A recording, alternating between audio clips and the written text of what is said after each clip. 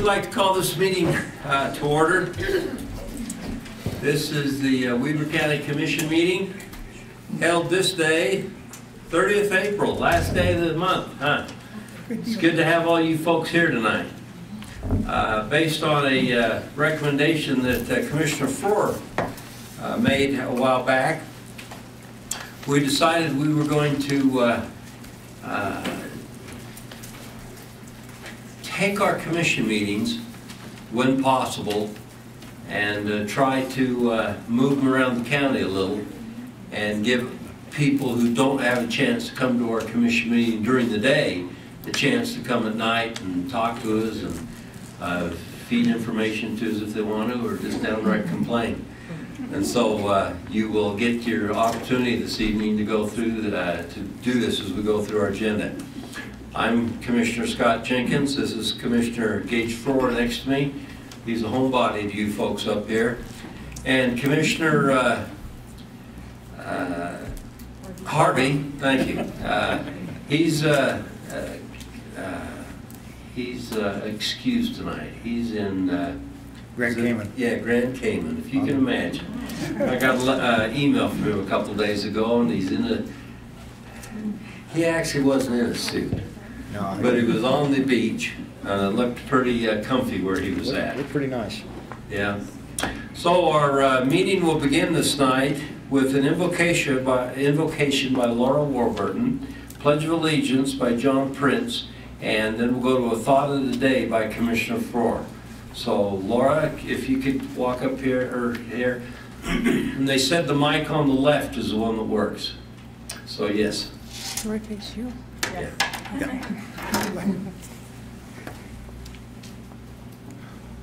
Our dear Father in heaven, we're grateful to be able to meet in such a beautiful place. We're grateful to have leaders, elected officials that would be so kind and considerate as to bring a meeting to us. We pray, Father, that Thou will bless them and their families for the service, the tremendous amount of time that they give to our community. Father, we pray that as we meet as a community tonight, that Thy Spirit will be with us and that we will remember to be civil and that we may work collaboratively to bring about great change and understanding in our wonderful, wonderful community. We love Thee, and we say these things in the name of Jesus Christ. Amen. Amen.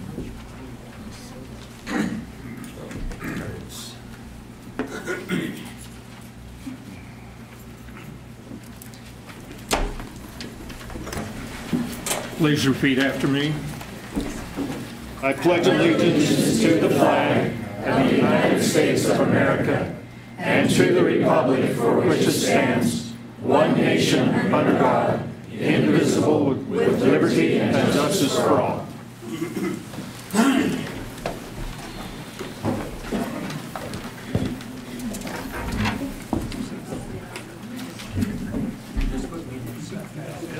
Well, it's great to see this turnout in our hometown, Ogden Valley.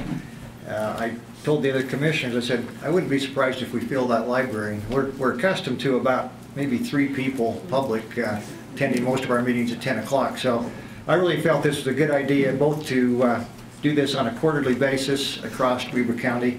So we will be doing it on a quarterly basis, and we will be doing it in the evening. And we appreciate any of your feedback after the meeting tonight to say whether this was worth your time or not. And please be kind in those remarks. So since we are in beautiful Ogden Valley, and that's home for most of us here, I thought it was appropriate to talk a little bit about the history of Ogden Valley, and past, present, and future. And I'm going to start by, you're probably wondering why Senator Jenkins and I are wearing the hats. Well, that's his hat's the senator, mine's what they call the Gandhi. In about a week and a half, we'll be celebrating the 150 year anniversary of the driving of the Golden Spike. And so if anybody really would like to have one of these hats or two others have selection, we know where you can find one very easily. So don't be bashful. We have plenty available for that big celebration on the 9th and 10th in Weber County. We are expecting close to 200,000 people, if not more. So it's going to be a big party. We also have a bicentennial coming up, not immediately, but 6 years from now. 2025, there'll be a bicentennial celebrating Ogden Valley. Does anybody know when that originally took place? Well, if it's 200 years in 2025, actually May 16th, 1825, Peter Skeen Ogden and his brigade left the south part of Cache County, came across the south part of Cache County and entered Ogden Valley that same week. He brought with him his company, and when he got into Ogden Valley, he found out there wasn't a lot of trappers here. He spent several weeks here, and he trapped over 600 beaver, and then left going out over the Trappers Loop Road. Obviously it wasn't a road back then, but he went south then into Morgan County. He named it at that point in time the New Hole, and that was Peter Skeen Ogden's contribution to Ogden Valley coming from Cache County. A number of years later, 25 years later to be exact, Brigham Young sent a group up to see if they could discover a new route to Fort Bridger. And they spent some time up here. They couldn't actually locate an alternate route that made any sense. They went back across North Ogden Divide. 4 years later, he sent another group up, led by Charles Middleton, and they brought in a group of some families, and they actually herded some cows over here. They turned Ogden Valley into summer range for a period of about 6 years. And they used that for summer range. In about 1860, I think that's about the time or shortly thereafter that our relatives came into the country, wasn't it, Zane? About mid-1865 or 66, right through there. So he actually formed his fort and compound down on the lower valley in the South Fork, just south of where we are this evening. In 1860, they actually surveyed out, and Jefferson Hunt and his group then named and homesteaded Huntsville that we're now in. Shortly after that, in 1866, the town of Eden was formed, and then shortly after that, in 1892, Liberty. So that's the little bit of history about our valley. My descendants, Zane and I don't know if I have any of the relatives here, actually inhabited a little town by the name of, I don't know if it was a town, it was a place called Swineville. Yeah. Now don't be laughing. And we're not going to talk, they actually raised pigs. There was a railroad that stopped there, and the conductor of that rail line actually called it Swineville. It was actually where it's covered by the dam now. That was the first part of my family to come in the late 1860s, and obviously when the dam came in, they sold out and relocated the other part. So I think it's appropriate to recognize. They got drowned out. Yeah, I hope they moved before the floods came. Wasn't this time of year. But I think it's important to recognize the history of this valley. It's very important. It has become really a place that many of us celebrate because of the quality of life we have up here, our recreation opportunities that exist here that I don't think exist anyplace else in Weber County to the extent they do here. It's important that we recognize that we need to make decisions as a county commission for the future so we can protect what we've experienced in our lifetimes so our kids and grandkids can also experience Ogden Valley and give the opportunities through good land use planning and other issues so they do have the rights to the private property we have up here. Just like our forefathers did, they gave us the opportunity. I think we owe it to our kids and grandkids to make sure we give them the opportunity, Commissioner. That's my thoughts. That's a great thought. Just so you know, Commissioner Frohr has really represented you guys well up here. you folks up here, he's represented you well. He's served for all those years in the House down Salt Lake, and now as a commissioner, and I've been associated with him for a long time. And we went to school together. He was a little younger than us, but he's done a great job, and you should be proud to have him representing you. Thank you. That's when all the Plain City boys would beat up on what they called us Valley boys. Or, actually, the Valley boys was too nice. They called us the Hicks from the Valley. So, Rex remembers those days as well. Well, those were good days. All right. The way we run this meeting, so you understand, we give you a chance to comment at the beginning of it. So if there's anything that's not on the agenda that you want to bring up, now would be the time to do it. And the way we run it is we give you 3 minutes or so to Mike. We ask you to introduce yourself and tell us where you're from, your address, and then you're welcome to speak to us.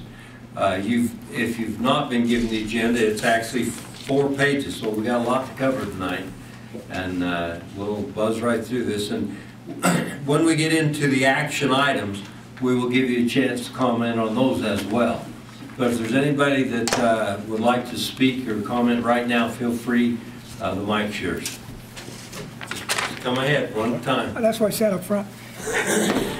Ladies and gentlemen, thank you. My name is Gary Haas. I live in Wolf Star. I've been a resident of the Valley since '84.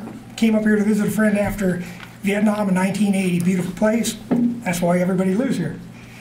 My problem with the government of the Valley is that you required 3 acres to build on. I get a personal property tax exemption for 1 acre for your personal property house, primary residence. I've got a place in Liberty that is on 2 acres. I've been assessed for that extra acre as low as $5,000 up to $40,000. Doesn't do me any good. Can't sell it, barter it, you know, the routine. Gage 4 and I, about 5 years ago, introduced a law request to the state saying that if a government requests that you have more than 1 acre for primary residence, which is 3 acres in the valley, that the whole assessed value should be placed on the requirement of the government, not just 1 acre. It went through committee, failed. They didn't like it. I appealed it through our assessors, and since then they lowered the assessed value of it, but every year it's different. I mean, it depends on who you talk to at the assessor's office. We have a brand new local representative, Steve Waltrip. I talked to him about it. He basically said, well, go to the county assessor. So I talked to him, pleaded my case, and he said, well, if you can get the rest of the assessors in the state to agree with it, I'll fight for you. I'm asking you gentlemen to talk to the county assessor, and he should fight for me. I shouldn't have to go and look up other 27 state or representatives. So that's what I'm asking you to do, is try to get the state to say if the government requires you to have an X amount of property for a house, that should be the exemption. Thank you very much for your time. Thank you. Thank you. There's a lady over here. Yeah.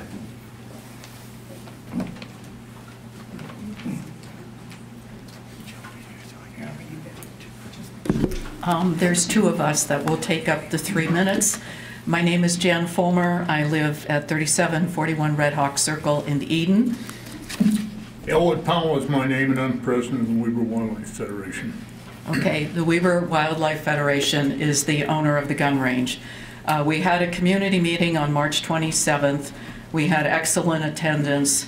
160 people signed in, but we had a little more than 200 who attended, and I'm very sorry none of the commissioners could be at the meeting. But one of the outcomes of that meeting, and Mr. Powell and other members of the board of the WEBER Wildlife Federation were also at the meeting, and we came up with ideas and action items to try and prevent future wildfires from initiating in the gun range in the future. And what I would like to do, Commissioners, Commissioner Harvey, who's not here, did request feedback on the outcome of the meeting. Thank you. Thank you, Jan. Yeah, I'll make sure Commissioner Harvey gets this. All right, and I'm not about to go through what is in there. We will be publishing most of what is in there in our local newspaper. I need to work with Shanna and Jeannie on that. But what is there is ideas that came from the community, as well as very specific actions the Weber Wildlife Federation is taking at that gun range in terms of making some changes to the landscaping, changing the rules, and I can let Mr. Powell tell you more about that. But there is one more thing I have to ask the county for some help with. And even if they really do well at the gun range and they have committed to shutting it down during high drought, windy conditions, it doesn't matter. People are going to go up that road to Avon, and it is a trash dump. There is nothing but shotgun shells all over the place, used targets. Nobody cleans that up. And if the gun range is closed during high drought conditions, that's not going to stop people from going up there and shooting. And I believe a good portion of that is Forest Service land. So if there is something the county can do to help protect that, it would be greatly appreciated. Okay, Mr. Powell? Jan, do you have any suggestions for what the county should do? I don't know enough about shooting to tell the county what to do. I do know it's very difficult for the sheriffs to patrol this valley because there's such a large area for them to patrol, and we don't have an unlimited number of sheriffs. So I'm at a loss. I'm certainly willing to organize a group. We can do some brainstorming to think of what can be done. But I was just up there last night, and it was a mess again. Yeah, we understand that. We thank you. So, Mr. Powell, if I brought you a couple of Boy Scouts who was working on the Eagle Project, would you accept that? Certainly.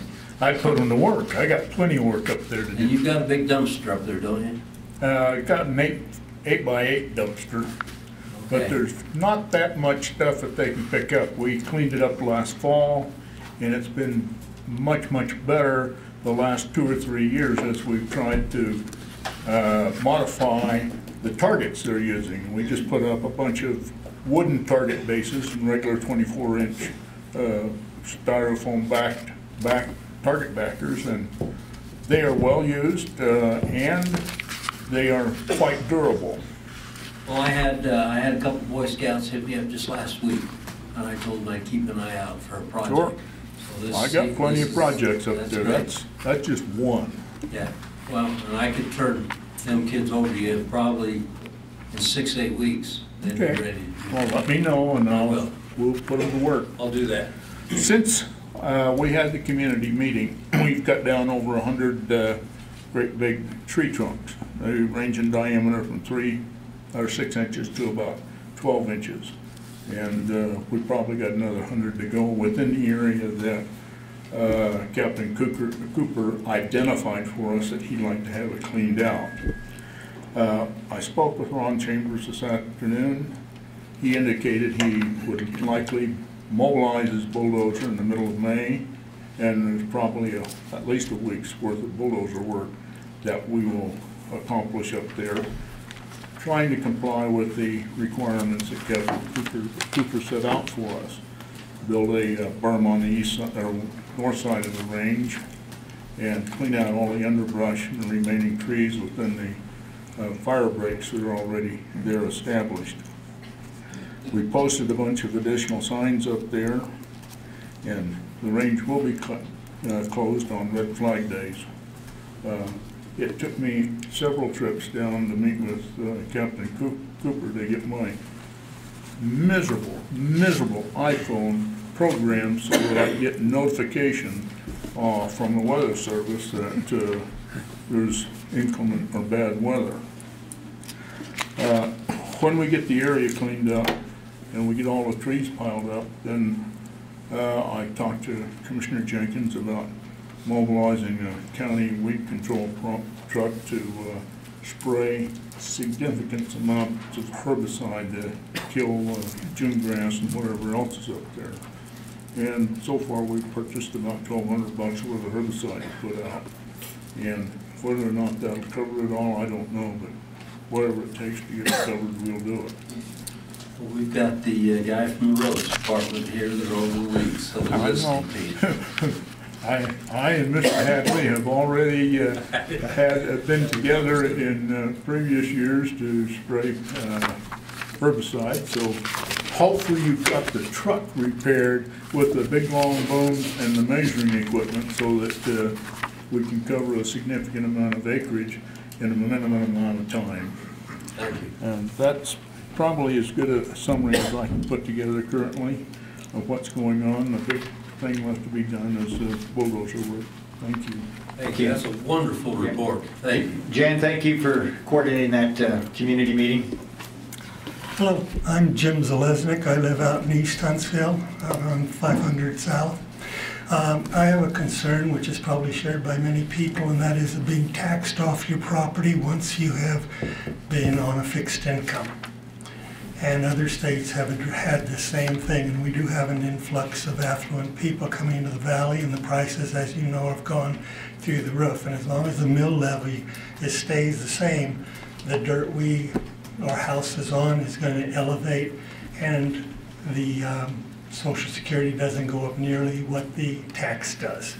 And some of the longer generation people want to stay on their family ground, but they're squoze out of the valley, or they will be squoze.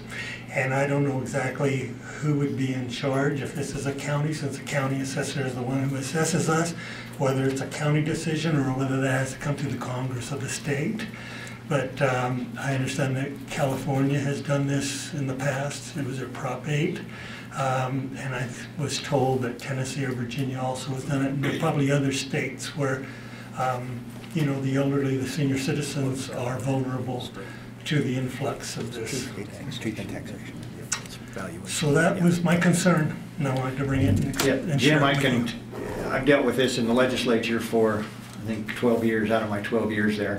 It's not an easy solution, but this is a state issue in terms of property tax is set. The property tax regulation or code is set by the state.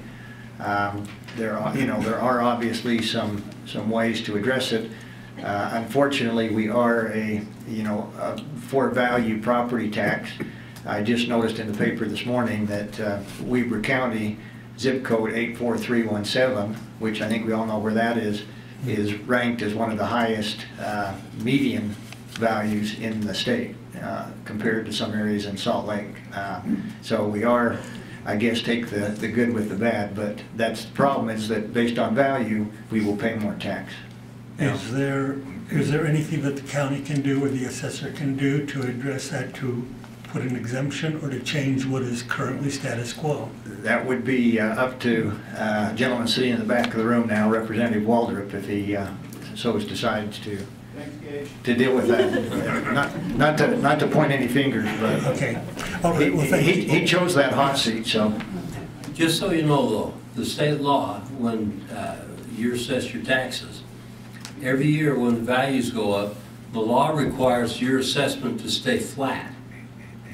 So unless we as a commission go through a truth and taxation hearing, your property tax doesn't change. And so from year to year, it stays the same. Now, you're talking about my assessment or my tax? For your actual tax. Yeah, because what happens is that automatically adjusts from year to year. As the value goes up, the assessment goes down to keep it even. But then why did our taxes just go up? well, I'll tell you, this gets quite complicated. When you read your tax notice, there's about 20 different entities on there. True. Well, Weber County only has control over about 2 of them. So all the others, you're right. This last year, your school, that went up. There were bunches that went up. Fire went up. There were several others. And so you're right. Your taxes continue to go up. But in order for us at the county to change your taxes, we have to have a hearing and go through that. And since we've been there, we've not held one. And the last one that was held was 3 years ago, and the commissioners that held it, they're gone.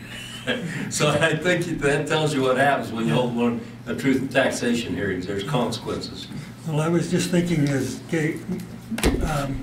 Commissioner Froer was speaking about landowner rights and property rights, and I just feel that a person should have the property rights to not be taxed off their ground due to their becoming senior citizens, etc., and be more vulnerable to that inflation. But your point's well taken. You're not alone in that thought, Jim. Okay, Trust. what are we going to do? We're going to get round up Representative Waldron. We're going to have a discussion with him. Okay, thank you. Thank you. I better jump up. Now your time, say. Since I'm a thorn in Sean's side. 2 issues. One, Ogden Canyon, there's a house falling down into the river. We need to condemn it before it falls into the river and makes a real headache. We had that very discussion today. Perfect. You knew I'd be here. Number 2, you've got a storage facility. I thought that was one of your rentals, eh? It was. No, it's not. Mine fell down already. Over here, off of the highway, just outside of Huntsville, it's got outside storage, and it's not approved for outside storage, and I've been poking for a couple years. Now there's an outside storage billboard that's parked there. See if we can't get rid of that. Thank you. Can you state your name real quick for the minutes? No, not real quick. Zane Froer. Zane, thank you for those comments. We actually are in the middle of discussion. Sean may cover that. I've asked him to look at some ordinance change dealing with existing storage units that don't allow outside storage, that are currently using outside storage. We need to put some teeth into that ordinance.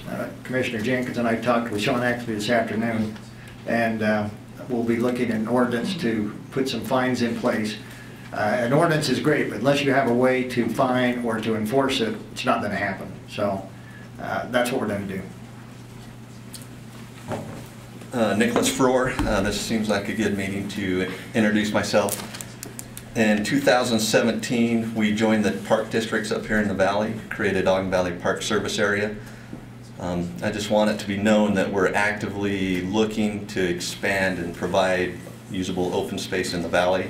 As part of that, we're approaching the county to look at the community park area that was set apart as part of the Snow Basin zoning agreement, as well as other areas in East Huntsville. And I just wanted to let this group know that, you know, we are looking at doing that and providing the role up here as the Park Service area. Do you want to tell everybody where that is, Nick? Yeah, so this acreage that's set apart in that zoning agreement, if you're not familiar with that, is it on the southeast side as you come down into the valley. There's roughly about 7 acres that are called out there, and you know, I see a lot of thought and preparation going into what that looks like, but I just wanted it to be known that we are in discussions and talking about that. Okay, you say come down into the valley. There's a lot of places. Yeah, off of Trapper's Loop, so it's that, Yes. that piece right there off the highway.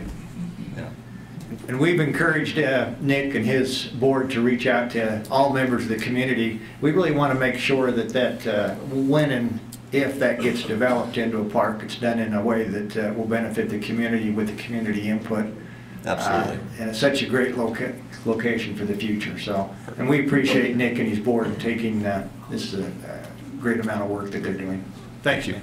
So Nick, you might ask, Yes. answer, do you guys have any funds as a board? We do, yeah, So you do have some. yeah. That's good. They do. Right.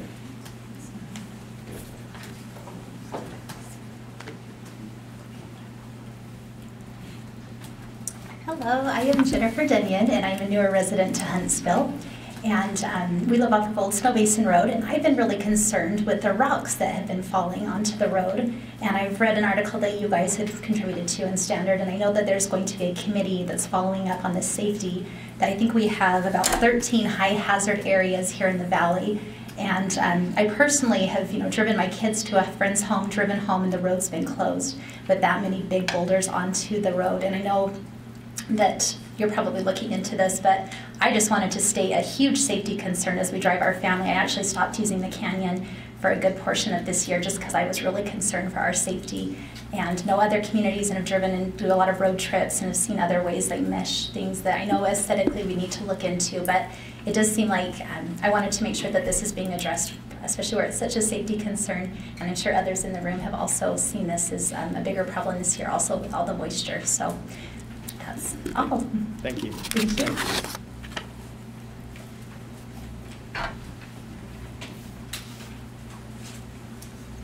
Commissioners, my name is Clay Christensen. I'm a North Ogden resident currently, but I married a Valley girl and I'm working on becoming an Eden resident. I don't know if this one's on your radar or not, but on the 90-degree turn over in Eden, if you're headed south toward Huntsville from Eden Park, there's the main 90-degree turn where you used to go down across the old road across the lake. That corner, my in-laws are on that corner. They stopped reporting the accidents years ago because so many vehicles come off of those corners, both heading south and north. Now there is a beautiful pathway that goes on both sides of that, and which is used by kids going to school.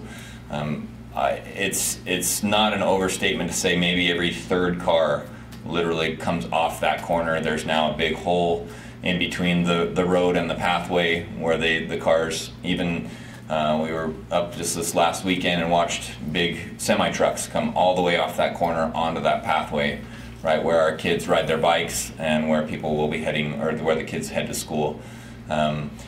We've talked about, since I joined the family, we've talked about for years different options of guardrail or rounding the corner more or banking it, or even stop signs or something to the effect to slow this incident of them coming off, not just onto the shoulder, but all the way out into the field, driving 100 yards through a fence, backing up, ripping off their border or their bumper, getting back on the road and continuing.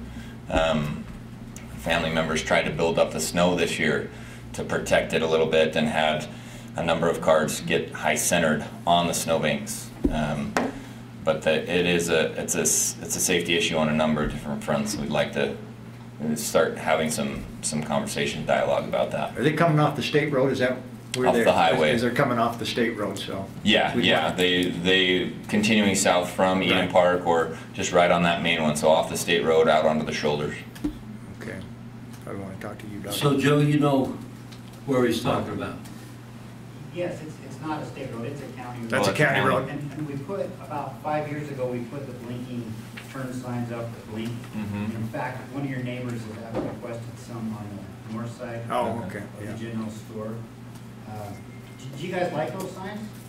Do you think they're a good idea? They would help. Have they helped? They help, but the cars do go off and onto that pathway. They do, for sure. Well, maybe we need to do a little study on that, spend some time over there, Joe. For sure. Okay. Thank you. Thank you. We appreciate that, Clay. Well, all right. I see no others standing up, so, here we go. I got here late, sorry. Welcome. Welcome. I'm David Krem from Huntsville, thank you. First, Commissioner Froer, I want to commend you for getting into this situation about ending the bonuses possibly for retirement thing. I think that was a good idea to maybe move forward with that. I thought so, thank you. Okay. Road conditions, that's probably been touched upon, but I think a lot of the roads up here could use some refurbishment. There's a lot of rough, chunky areas and potholes, etc. Another thing, Pineview Reservoir, I don't know if it's been brought up, but just the overcrowding we're seeing up here. Parking, beaches, trash, boats, numerous boats and crowding on the ramps. And we're going to have a discussion about that later tonight. Are we? Okay, thank you. The Dark Sky Initiative, light ordinances, I think there's been some good pushes to improve that, but I'm still seeing, it seems like many people up in the valley installing, you know, bright lights and that are shining across the valley and things, so I don't know what can be done more about that.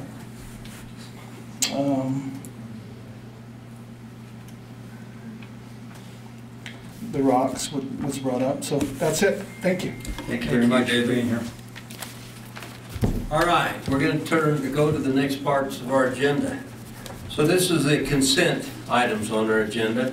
We spend time before we ever got here going through these, so we don't go to public comment on them, and we'll just scroll through these real quick and agree to consent to the consent. So it's item F on our agenda. We start out with a request for approval of warrants 1769 through 1782 and 438,687 through 438,989 in the amount of $1,257,084. So you know, the county goes through a ton of money, and a lot of the money that we go through is pass-through dollars. There are state funds that we get that go through to the the health department and different things like that. So a lot of times you look at these monies and it's a lot, but that's a major portion of what's happening. Item number 2 on the agenda is purchase orders in the amount of $133,539. Item number 3 is a request for the approval of minutes on April 16th and 23rd. Number 4 is a request for the approval to cancel the regular commission meetings scheduled for May 14th and May 21st. Turns out that we'll be out of town. We've got some conferences to go to, and so we won't be in town those days. Item number 5 is a request for Weber County Tax Review Committee for denial of requests for change in the taxable status of parcel number 22070-0010. Item 6 is a request for Weber County Sheriff's Office to approve to surplus lateral infant mannequin. You kind of laugh about this and said, really, do you need to get to that detail? But we get to that detail. We try to make sure we know everything that's happening. Item 7 is a request from the Weber County Roads Department for approval of surplus office equipment and furniture. Item 8 is a request for Weber County Community Development for approval to declare parcel 02-013-0042 as surplus property. So we have a couple of lots that were taken in tax sales, and we've decided to surplus those so that the Weber Housing Authority can build some low-income houses on those. They're actually in Ogden City, but that's what these are. Second, item number 9 is a request for Weber County Community Development for approval of to declare parcel 02-013-0058 as surplus property. Yes, that was item number 9. Thank you. Item 10, request for approval of a retirement agreement by and between Weber County and the following: Michael Strecker and Jason Talbot. So we approve retirements when people retire. Item number 11 is a request for approval of contract by and between Weber County and the following for ramp grants. We had a very good year this money in taxes that were collected for ramp. And this is all you folks that decided you wanted ramp, recreation, arts, museum, and park funds. And so these are the people who this is a partial list, but it's a list that we're approving today. The Beverly Terrace Playhouse season, chamber orchestra concert for Utah Uncon, chamber orchestra season 2019 and 2020, Eccles Arts Center educational program, Eccles Arts Center monthly exhibit and competition, Egyptian Theater Foundation, the theater marquee upgrade, Far West City Section 260 at Smith Family Park, Hooper City Tomato Day Jamboree, North Ogden City Barker Park Amphitheater Phase 2, Ogden Dinosaur Park and Museum, Dinosaur Construction, Ogden Dinosaur Park and Museum Education through Technology, Ogden Dinosaur Park and Museum Trail Accessibility, Ogden Downtown Alliance 150th Sesquicentennial, Ogden Downtown Alliance Downtown Arts Program, Ogden Downtown Alliance Farmers Market Program, Ogden School Foundation 2019 Summer Arts, Ogden Symphony and Ballet On Stage Ogden 2019 season. The Treehouse Museum, Count Me In, Treehouse Museum Mapping the World, Treehouse Museum Master Makers, Utah Humanities Council, Weber County Center for Book Programming, Weber Cultural Legacy Foundation Ogden Marathon Festival, Weber Pathways, East Fork of Wheeler Creek Trail Rehab, Weber Pathways North Fork Park Trail Install, and Weber Pathways Weber County Trail Maintenance.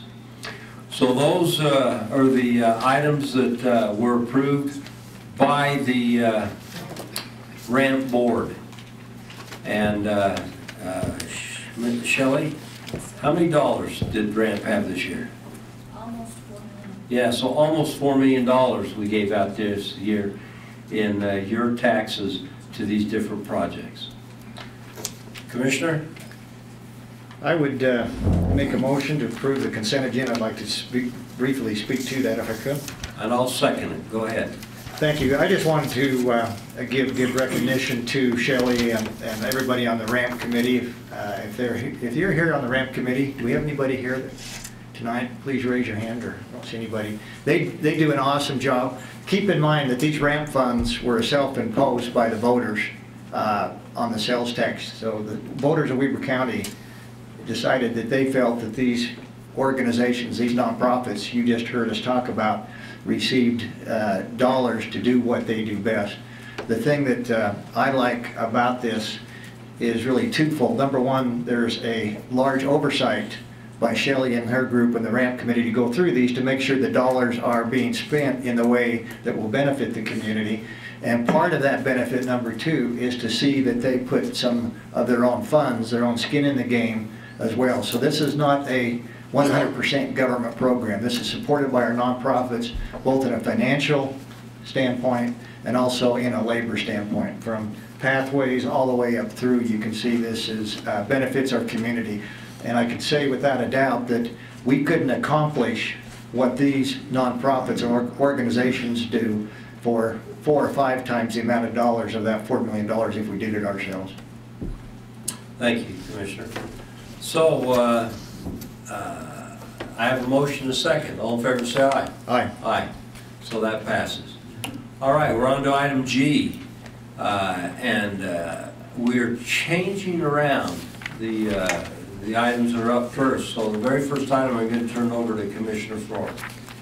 Thank you, Mr. Chair. So what we've been asked to do is Mayor Truitt had an action item on agenda item 7 dealing with high-powered rifles between the highways.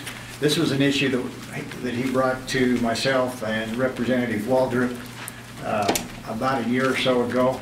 Mayor, are you still here? We put him up front so he could come up and explain this issue, and then we can explain what needs to happen. Representative Waldrop, before you leave, we're going to need you up here as well. Jim just had knee surgery, for those that weren't aware of that. Yeah, 4 days in. And we won't be taking any action on this item. This is for presentation. Go ahead. Anyways, thank you for putting this on the agenda. So this is really a concern that we have here in Huntsville in the Upper Valley, in and around Pineview Reservoir. So, you know, there's a lot of hunting, a lot of shooting going on with high-powered rifles. And just to be clear, I am a hunter. You know, I do own guns, and I love to hunt. This is a safety concern, public safety. You know, there's a few people here that come to talk tonight as well, but you know, people are actually shooting from the roads in Huntsville with high-powered rifles, and it's just a matter of time before somebody gets injured or killed. The problem is, you know, it's supposed to be 600 feet away from any buildings, outbuildings, but, you know, and also you're not supposed to shoot over any bodies of water. But that's happening. It's happening up here all the time. For those who live here in Huntsville, you know, Saturday mornings, whatnot, late at night, well, at dusk, you could hear gunshots, you know, especially in hunting season. You know, when I hunt, I go up in the mountains and I hunt. You know, I know there's the Ogden zone is a part of this valley, but I'd like you to consider to do something about high-powered rifles being shot in and around Pineview Reservoir. So there's people that like to go, you know, shoot at a tree stump, but you know, it's ricochets and whatnot. There's more and more homes being built up here in the valley all the time, and it's just a matter of time before somebody is killed or injured. So what I proposed, and I talked to Steve and to Gage, is that there's a natural boundary around Pineview Reservoir. Highway 39 wraps all the way around that. Is there any way that we can actually put a bill in place that will eliminate any high-powered rifles, muzzle loaders being shot within that zone? And so that's what I'd like for you to contemplate. And again, this is not anti-hunting or anything like that. This is a public safety. The young man that was shot up, you know, that happened up in the mountains. You can imagine what could happen down here because there's more people down here. So anyway, I'd like you to consider helping me put a stop to this. Thank you, Mayor. Thank you. Thanks, Jim. Jim, before you go, you just share kind of you've had discussions with law enforcement, and one of the issues is sort of this patchwork of ownership. Steve, you may want to start making your way up here. Okay. So, yeah, so, Lori, are you going to be able to talk tonight about your incidents? Okay, so a year or so ago, there was some hunters in camo right off at First South, right off the guardrail, shot 2 bucks.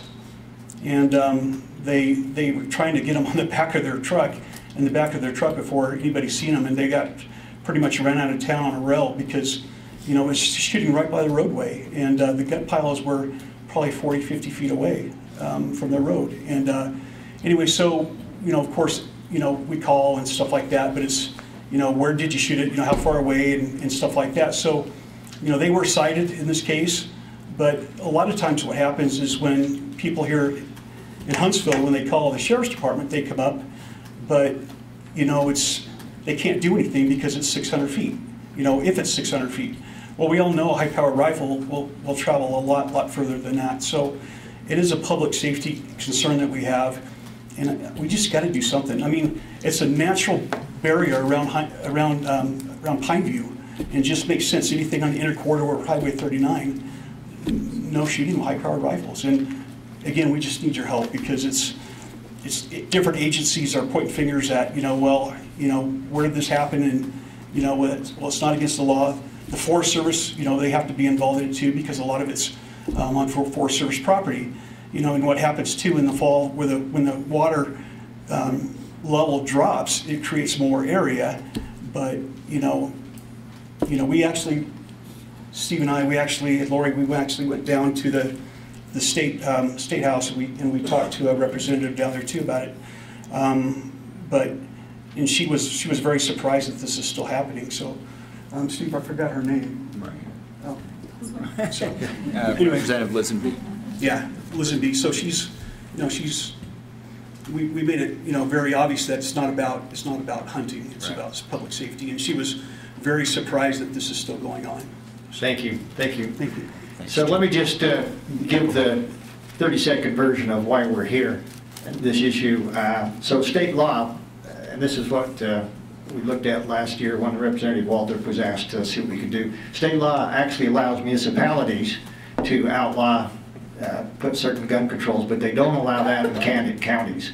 So what we would need, this is a legislative fix. This is not anything that we could do as a county commission without legislative approval. So that's when we brought Representative Waldrop into the equation, asked him to look at some possible fixes to that.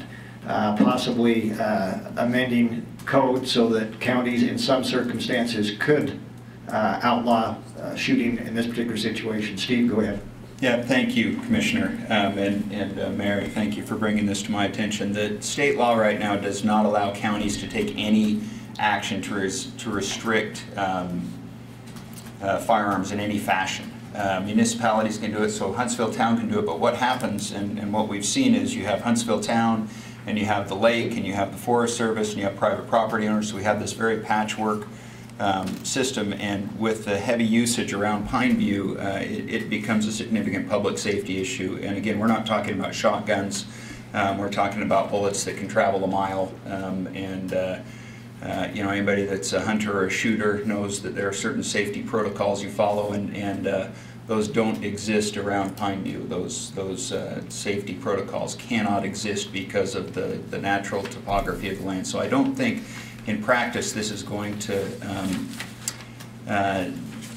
offend anybody, but it will require a change to state law. So we'll need some support at the State House, because there's going to be, anytime you deal with Second Amendment rights, it becomes a very, very politically charged issue. People want to you know, make sure that we're not infringing on their rights, but at the same time, you know, as a public servant, we all have a duty to make sure the public is safe, and there have been some reports of incidents within Huntsville Town, and the mayor obviously gets those calls first, where you have people shooting in inappropriate areas, and it's just hard to imagine an area around Pineview from the highway in, and you that live here can think through this with me, but where there's a safe spot to shoot a high-powered rifle, where you have a natural backstop where you can see the potential travel path of your bullet, and so it's just it's probably a very needful thing. And this will also allow us to post signage, and that'll probably be the biggest thing, is just education, so that people don't go in there with the expectation that they can hunt, or that this, so we can deal with it on sort of a holistic basis, instead of the piecemeal issue that's going on right now with various law enforcement agencies. They all kind of point at each other and say, well, that's your area, no, that's yours, and it becomes really, really difficult to control. So again, no action tonight. This is for feedback. If anybody has any feedback, please get with Commissioner Farrar, or myself, or Mayor Truitt with your thoughts on that, but we'll be working with other interested parties to see if we can craft a narrowly tailored solution for this specific issue without getting into the broader discussion of Second Amendment rights. Representative, do you think it's something we could maybe get on a interim committee agenda? I think, yes, we're going to try and do that, so we get it discussed. That'd probably be an appropriate place for it. Thank you very much. Thank you, Commissioner. Thank you, Representative. Back to you, Mr. Chair. No, I'm going to get right back to you. You're on item 2 also, so keep on going. Well, we're back up to you. So okay. Get the update first. If I might have a word regarding the last that we were just talking about. Go ahead. Real quickly. My name is Randy Lloyd. I live here in Huntsville. Hey, Randy. The incident that they've been talking about took place just across the street from our house. We live on 100 and 7200. It may have been legally 600 feet from the road from our house, but it was not from our neighbor's home. The two individuals, a gentleman was probably in his 40s or 50s, and his son had been hunting just in the flats out there. Quite frankly, by law, they have their 600 feet, but the bullet would travel way beyond that, and our house would be in jeopardy. My wife, which prior to us meeting several years back, her home had been hit by a bullet, a stray bullet. She lived in the Heritage Knoll subdivision just by Middle Inlet, and the deputies came out and they investigated, and they actually took a round out of a windowsill that had traveled. Now, they had no idea where it came from. Bottom line is why would anybody want to hunt inside of Huntsville, proper, inside? It's like a petting zoo, and that particular night, it was like a feeding frenzy. those two individuals who shot the deer, and they were in fact cited, by the way, but those two individuals were only two of several. There was another truck running around the town because the bucks were running back and forth over the peninsula here. And, you know, you can't have that and be safe. It's, you know, I'm sorry, but, you know, my life, my wife's life, and the children, you know, are more important than somebody getting their deer tag. And as this gentleman said, I'm just trying to teach my son what it's all about. That's not hunting, you know, come on. So, again, I would encourage that we look into this and change that border where they can and can't hunt. Okay, thank you. Thank you for those remarks. You bet, thank you. Next item up, item number 1, Dyer's Wood. Joe Hadley and Taylor Christensen, I think they're both here. Who's going to take the lead on this? You, Taylor? Okay.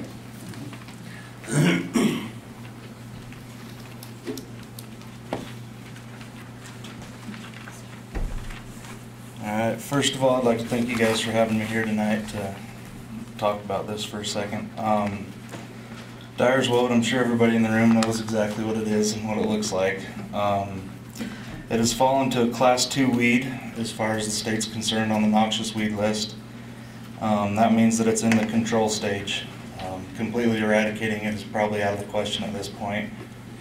So what we're trying to do is control it and keep it from spreading and causing any more problems to the landowners and to the counties.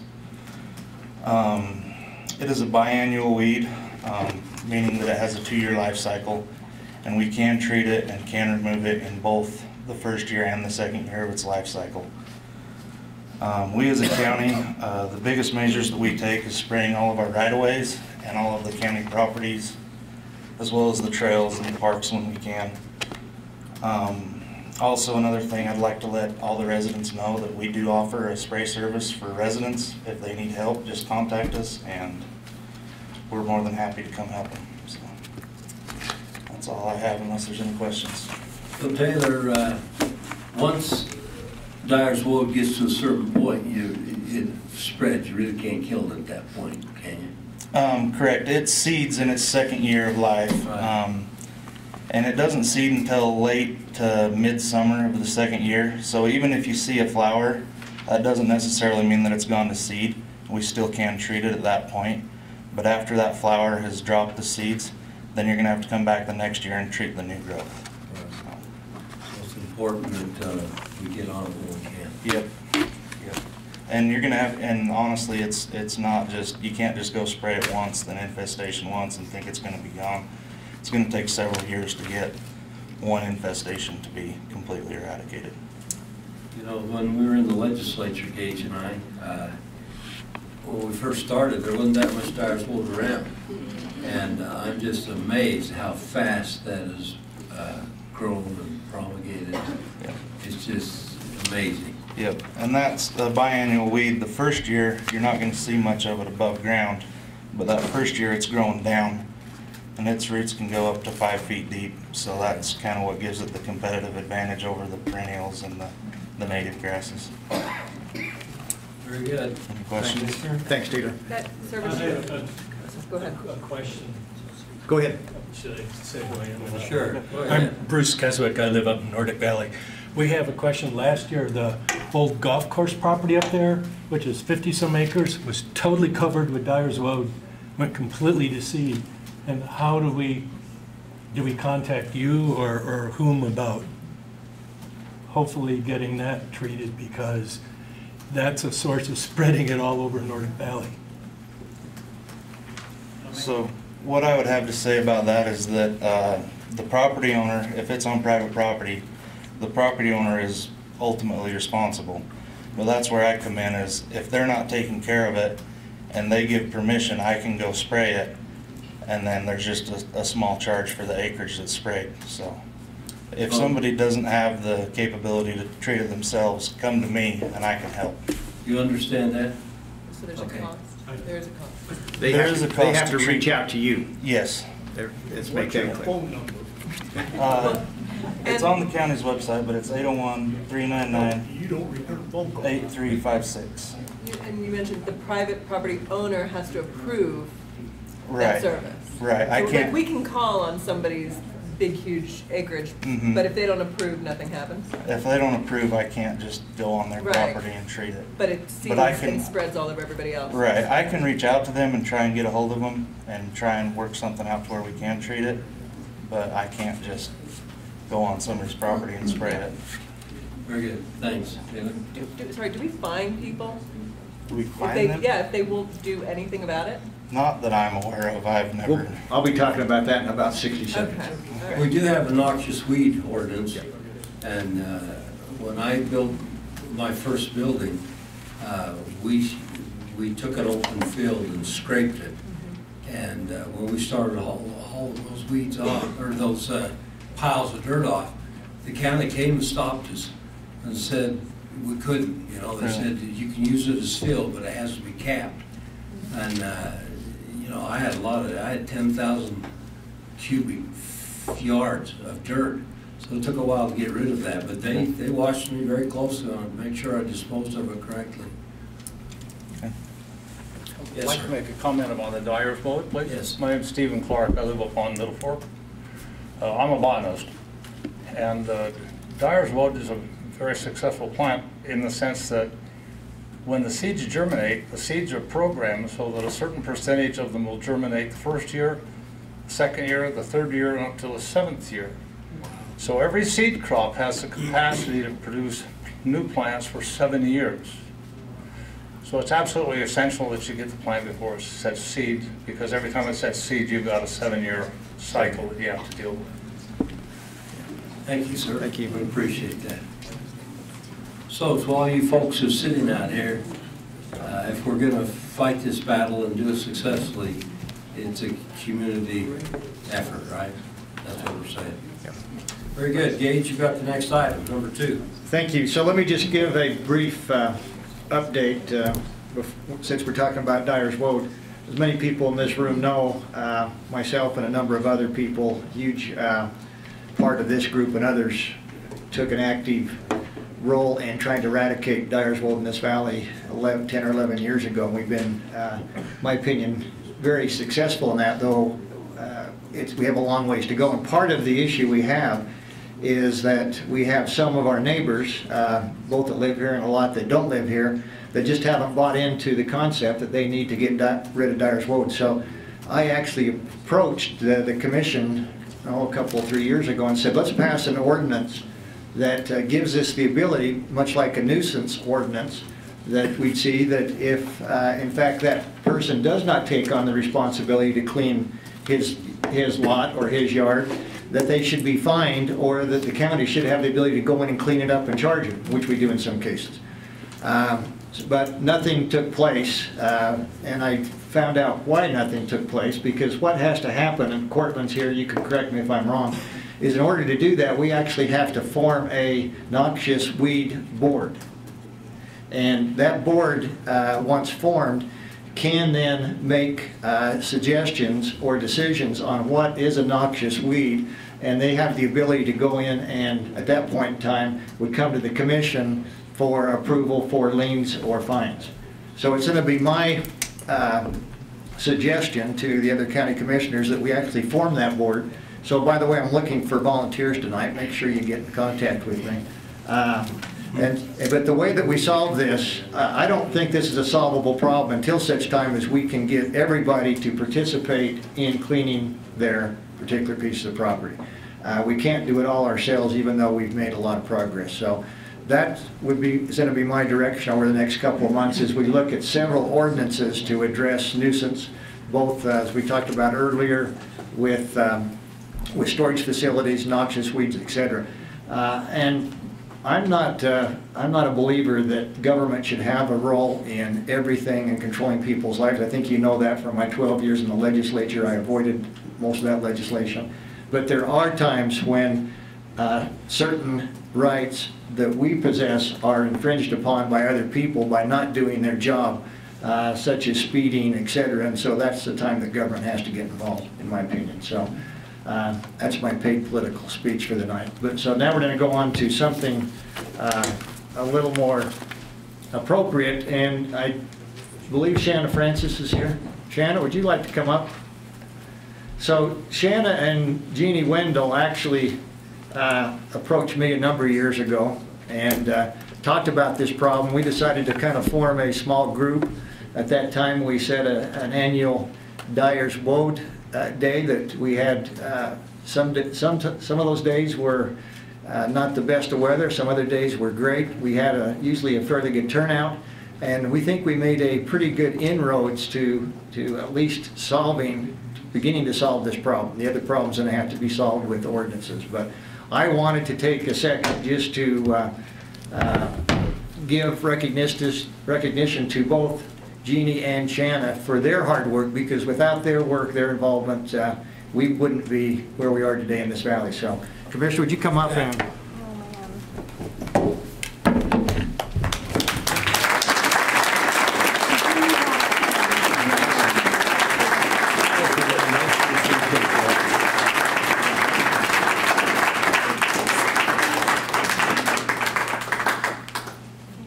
Jeannie's out of town. We're going to give both of these. Shannon, do you want to take that? Please. I set these here for just a minute. They're kind of heavy, aren't they? Well, Gage had invited Jeannie and I personally to come to this meeting, and I was unaware that this was going to happen until I looked at the agenda late last night, and I went, oh boy.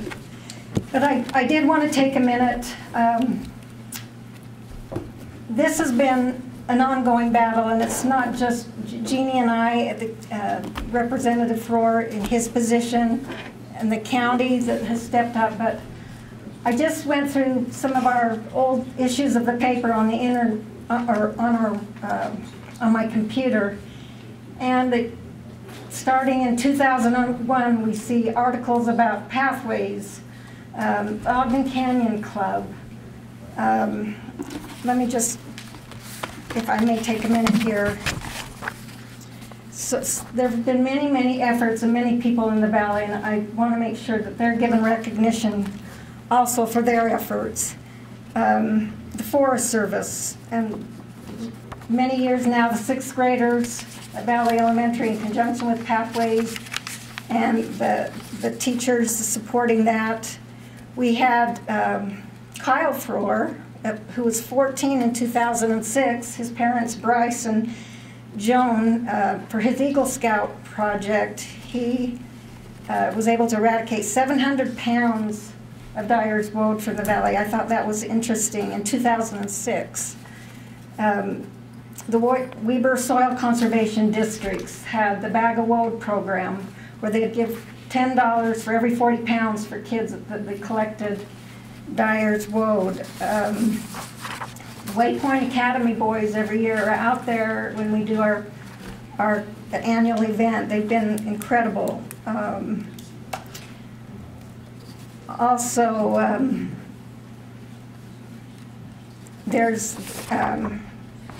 There was a program, well, on that Bag of Woad, in 2008 in the article it said that 650 youth participated in that, and $12,000 was given away to kids for collecting Dyer's Woad, and $750 of that money came from Huntsville youth, or went to Huntsville youth who participated in that. So it has been tried to be a community effort to eradicate Dyer's Woad, and we just need to keep on it and appreciate Gage, Commissioner Gage, and Representative Gage, and when he wore that hat, support.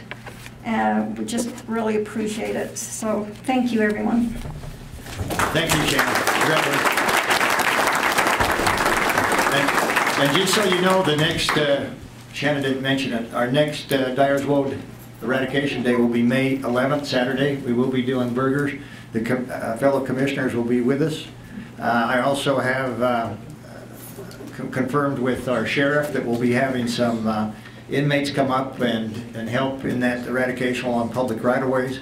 So we expect a great turnout. We'd like to have everybody in the valley. Please be there. We look forward to seeing you on May 11th. Eaton Park lunch at 12 o'clock. Thank you. Mr. Chair, back to you. You bet. All right, next up is on G is item number 3, which is a stormwater update and a runoff update and on our emergency preparedness by Lance Peterson. Lance? Good evening, Commissioners, everyone. I've been asked to do a presentation on a very successful training event we had here a couple of weeks ago in the county, as well as an update on the 2019 spring runoff. Not the Ogden Marathon, but the real spring runoff. Okay, we've gone from Dyer's Wood to flooding. I don't know if we're going down the tube or not here, but I have a few slides here just to help me stay focused here and not ramble on too much. 3 years ago, we applied to FEMA, the Emergency Management Institute, to conduct a course. They call it Integrated Emergency Management Course. And they came here this year. It took us 3 years to get them here. We had 173 attendees. 8 cities were represented. We had Weber State, both hospitals, dispatch, Weber Morgan Health District was there. We even had quite a few volunteers from various religious organizations and service organizations, as well as FEMA and State Emergency Management and UDOT. We had a lot of people there. And for 4 days, we learned and talked about earthquake threat. We had an earthquake expert from the state come up and talk to us about what to expect. They have a HAZUS computer modeling that kind of forecasts for us what to expect in a large earthquake and what kind of debris we would expect and damage to our property and our utilities and our infrastructure. We talked about rapid situational assessment. How the cities and the county need to quickly do a rapid assessment, or we also call it a windshield survey. That initial damage assessment of what's happened out in the community so that we can prioritize and send our resources, although they will be totally overwhelmed, to the highest priority incidents that are going on here in the community. We had a great presentation from Weber Fire District. They're great partners in this emergency management effort. And they talked about their role in heavy urban search and rescue and hazmat and emergency medical response and fire.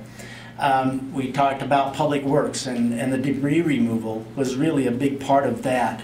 And how do we deal with all of the rubble and debris and construction debris removal in a large event like that. UDOT talked about their roads. We talked about mass care and housing. Presentation from our local Red Cross representatives. We had a presentation from federal and state response, how to go through that declaration process and how the federal and state government brings their resources to the table to help us locals. We have a saying in emergency management that it only rains at the local level, and federal and state come in to help support us. And what kind of documentation and processes we have to go through to obtain public assistance. If we get a federal declaration from the White House, what that really does is brings a checkbook to help us restore the public infrastructure, not private infrastructure, but public owned, city and county owned infrastructure. We talked about special needs and how we need to make sure that all of those who are disabled or have access to special needs are included in our efforts, and we don't forget them. about 14 years ago, after returning from Katrina and after doing some other planning here, we created a special needs registry here in the county, and we gave it to the governor back in about 2006 or 7 to roll it out statewide. So we know when we do an evacuation, we can go to that registry and find out where people are that need help in an evacuation setting. We did a big exercise on Wednesday. We had 8 city EOCs, Emergency Operations Centers, activated. We had the county EOC activated, and we went through a process of coordinating with each other and sharing information and supporting each other. Thursday we had a table talk, and we talked about rebuilding the city and county infrastructure, rebuilding our communities, and then what can we do to help our citizens with their unmet needs. Just stop and think about how many homes will be really affected with the damage from an earthquake, and they don't have insurance to help them get through this. It'll be quite an economic disaster.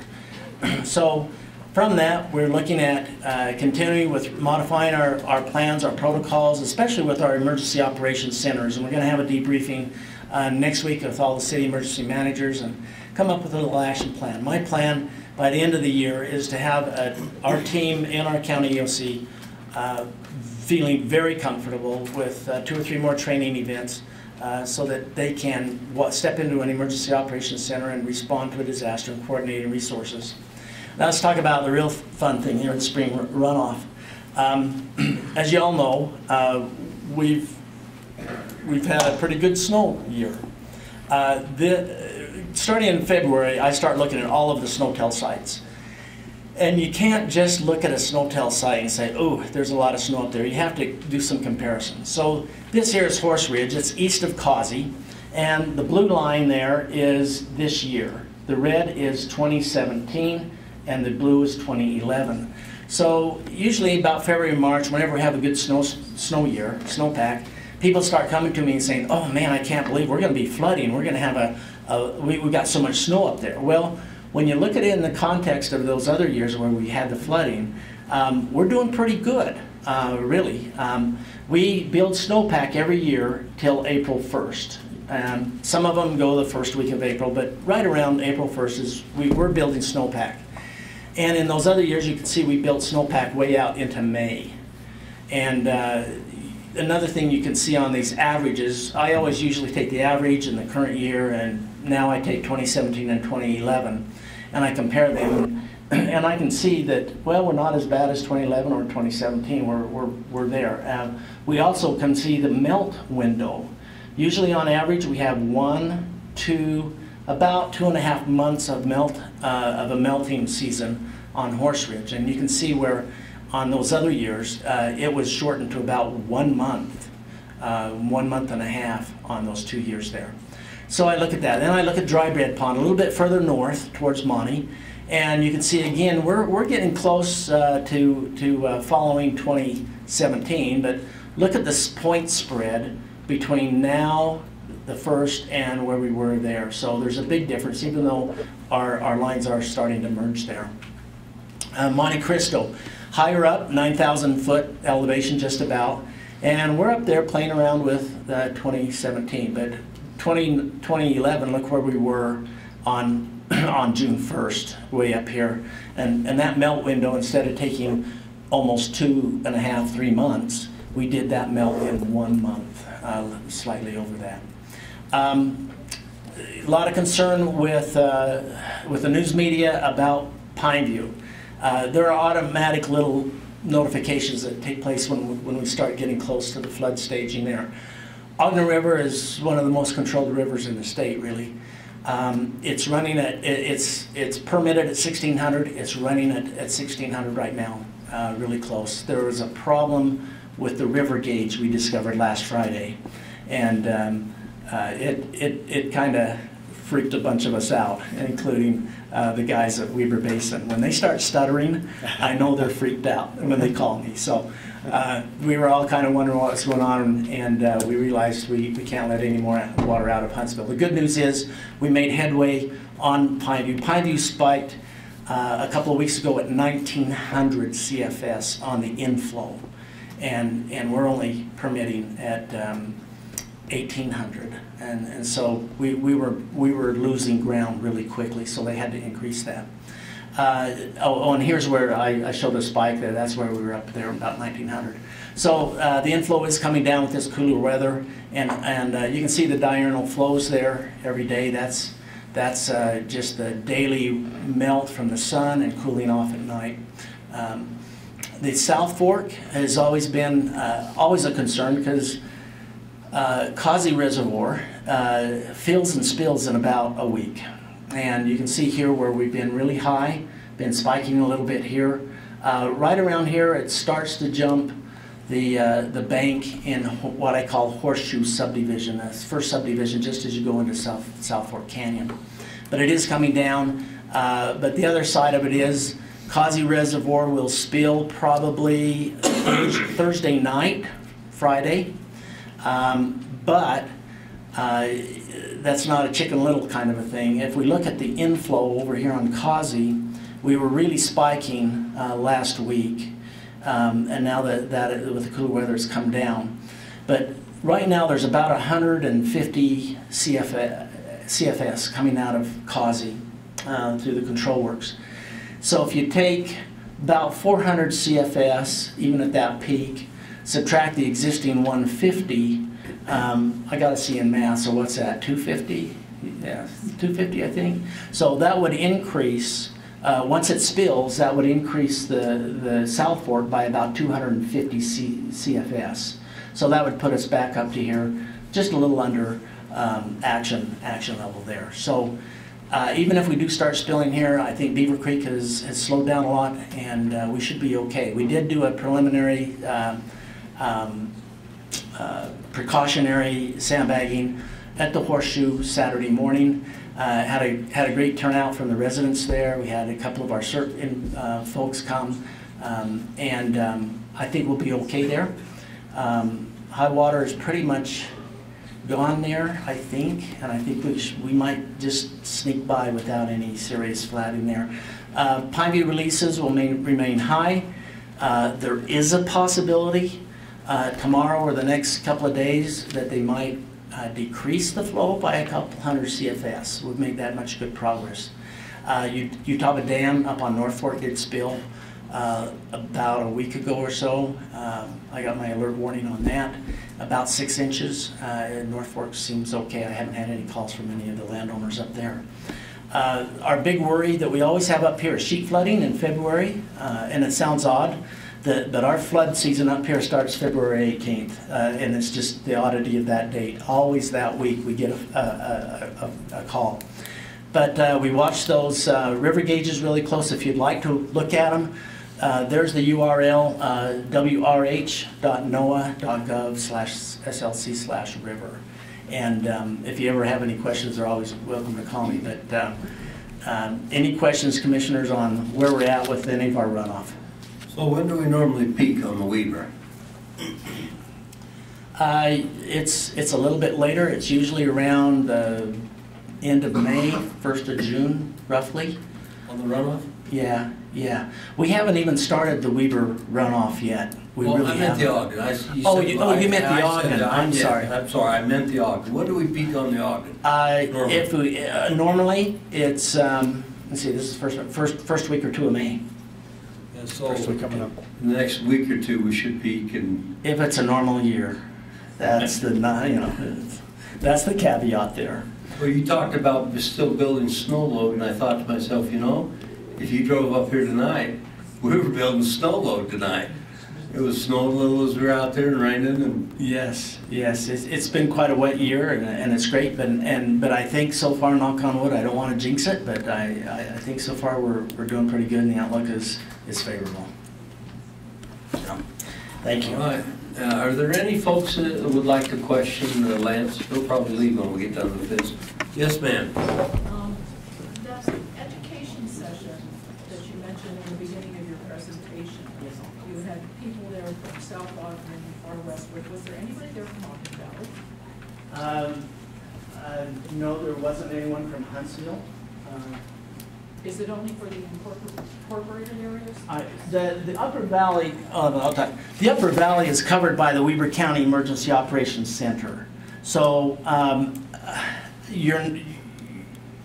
it's for the departmental people who are representing the county response organizations to come. It wasn't for volunteers or anything like that. And you know that, I appreciate that question, because that does bring up one thing. I hear all the time, oh, if we have a disaster, we're all alone up here. We're on our own up here in the Upper Valley. And nothing can be farther from the truth.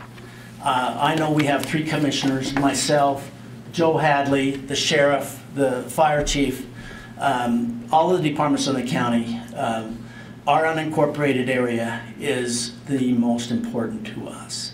And we'll crawl through scorpions if we have to get help up here. You're not alone, and we won't forget you.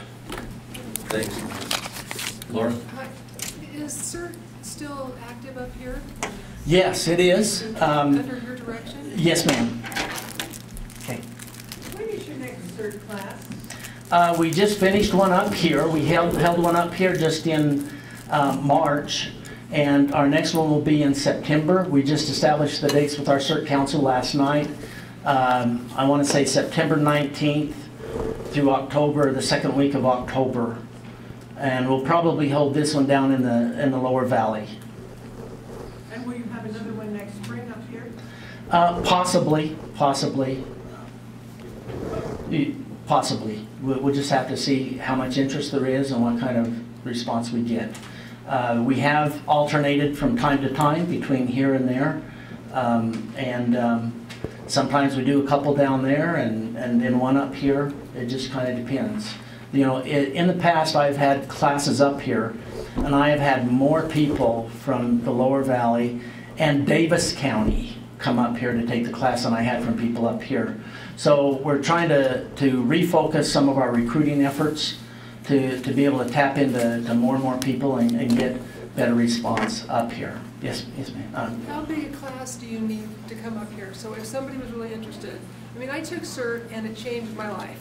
It really did. It totally changed my observation and made me feel confident if anything ever to happen, what to do and how to be efficient and not to be the second disaster. So, and that was several years ago. I still remember all that. Good. Interesting.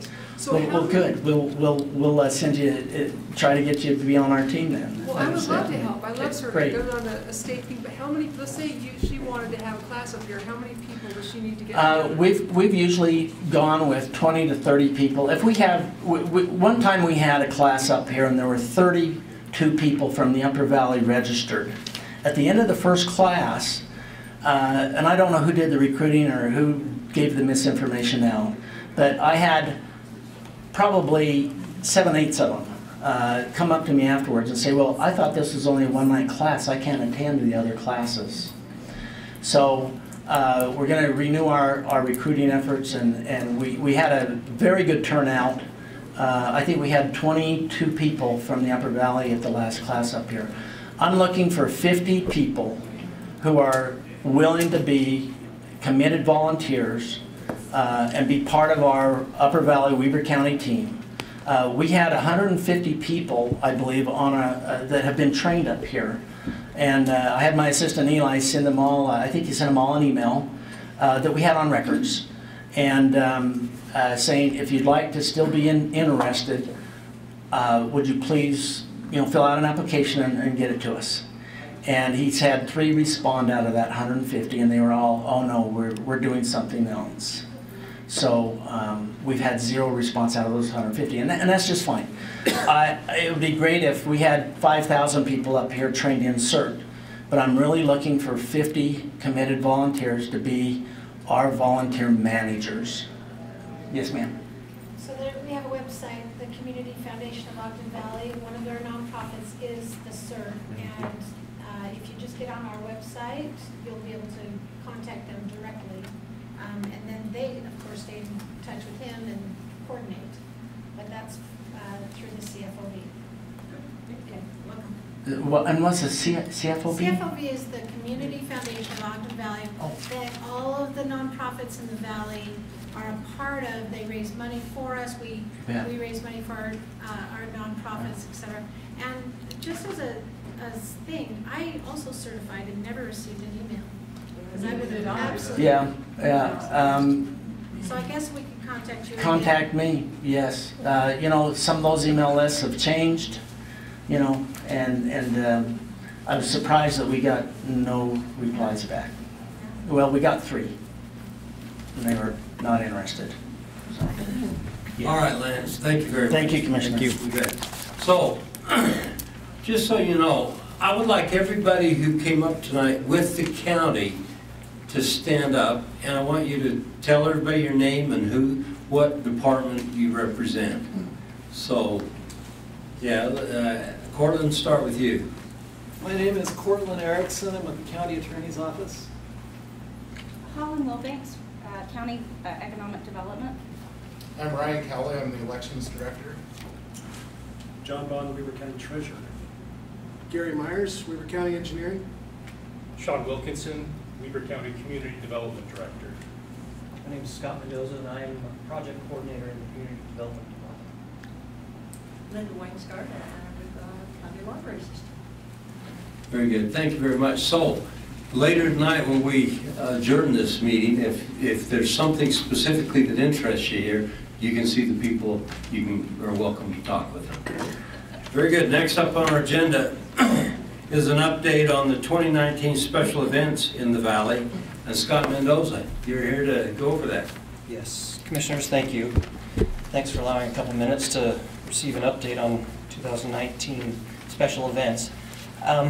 Just before we get started, what I want to let everybody know is there is a list just outside the door by the agendas for the meeting, and you're welcome to pick one up if you care to look at the list of special events that are lining up for this year. What the Community Development Department was planning on doing tonight was presenting you with pretty much just the list of special events, just so you were aware of what was lining up this summer in terms of special events. It's a list that is showing us what events are and what events may be scheduled for this summer. There are dates associated with them, so very easy to read there. But while we've got a few minutes, what I thought we would also do is just go through a couple things. I just want to mention a couple things about special events and some of the good changes that have occurred.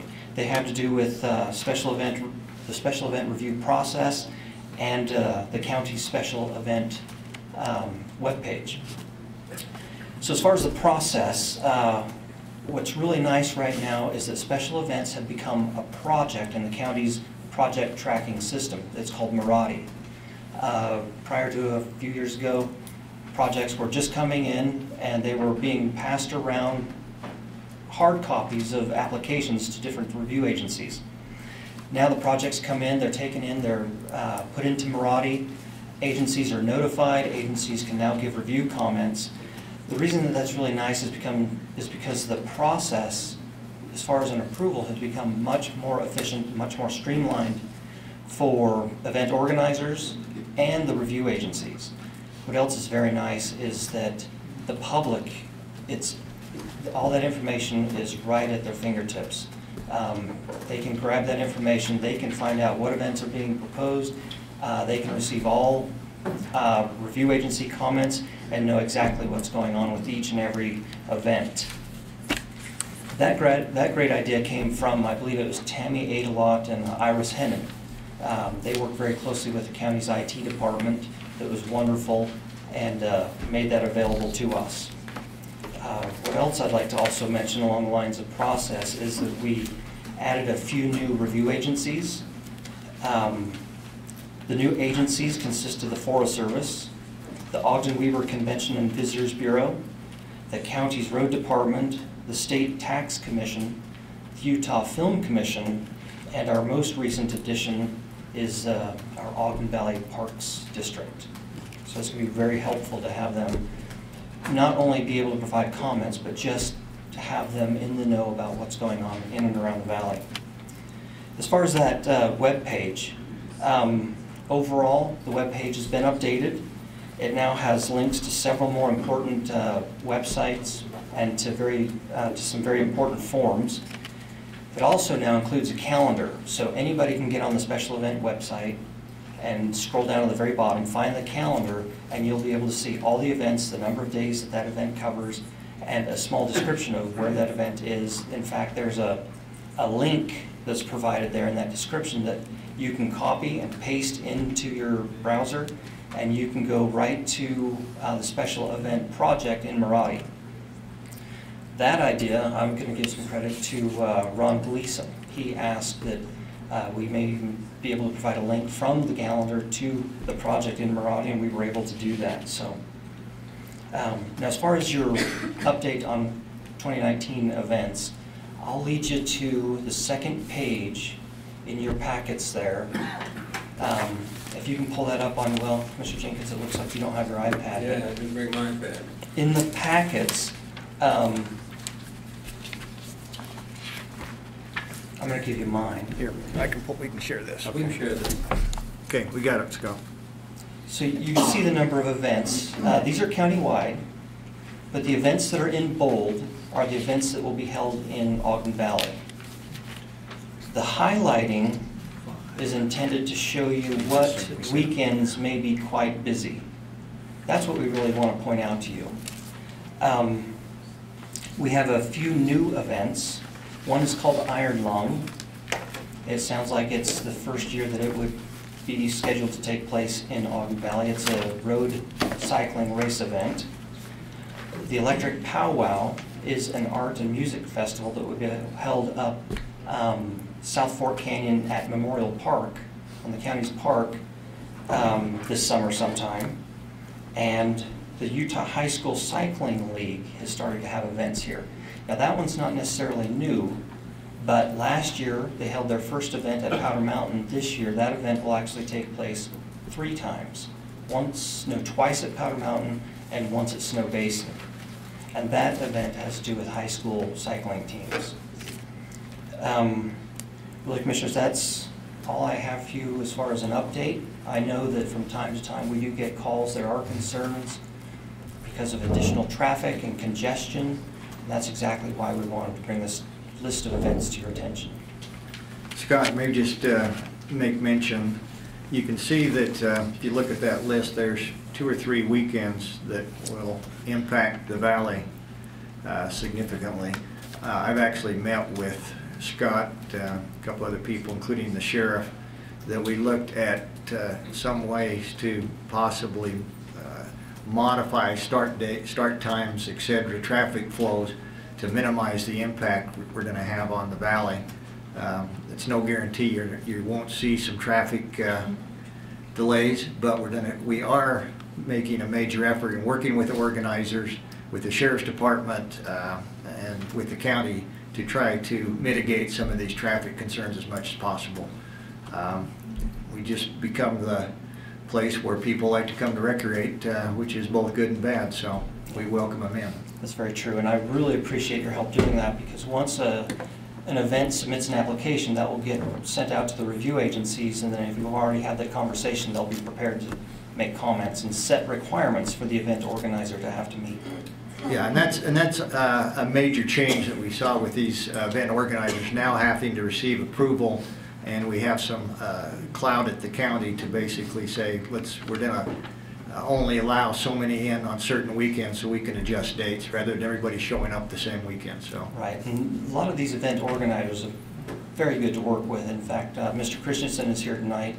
He represents, I know, the Eden Epic and one other event up here voluntarily. He took a look at the events. He understood that Xterra was happening the same day his event was going to occur.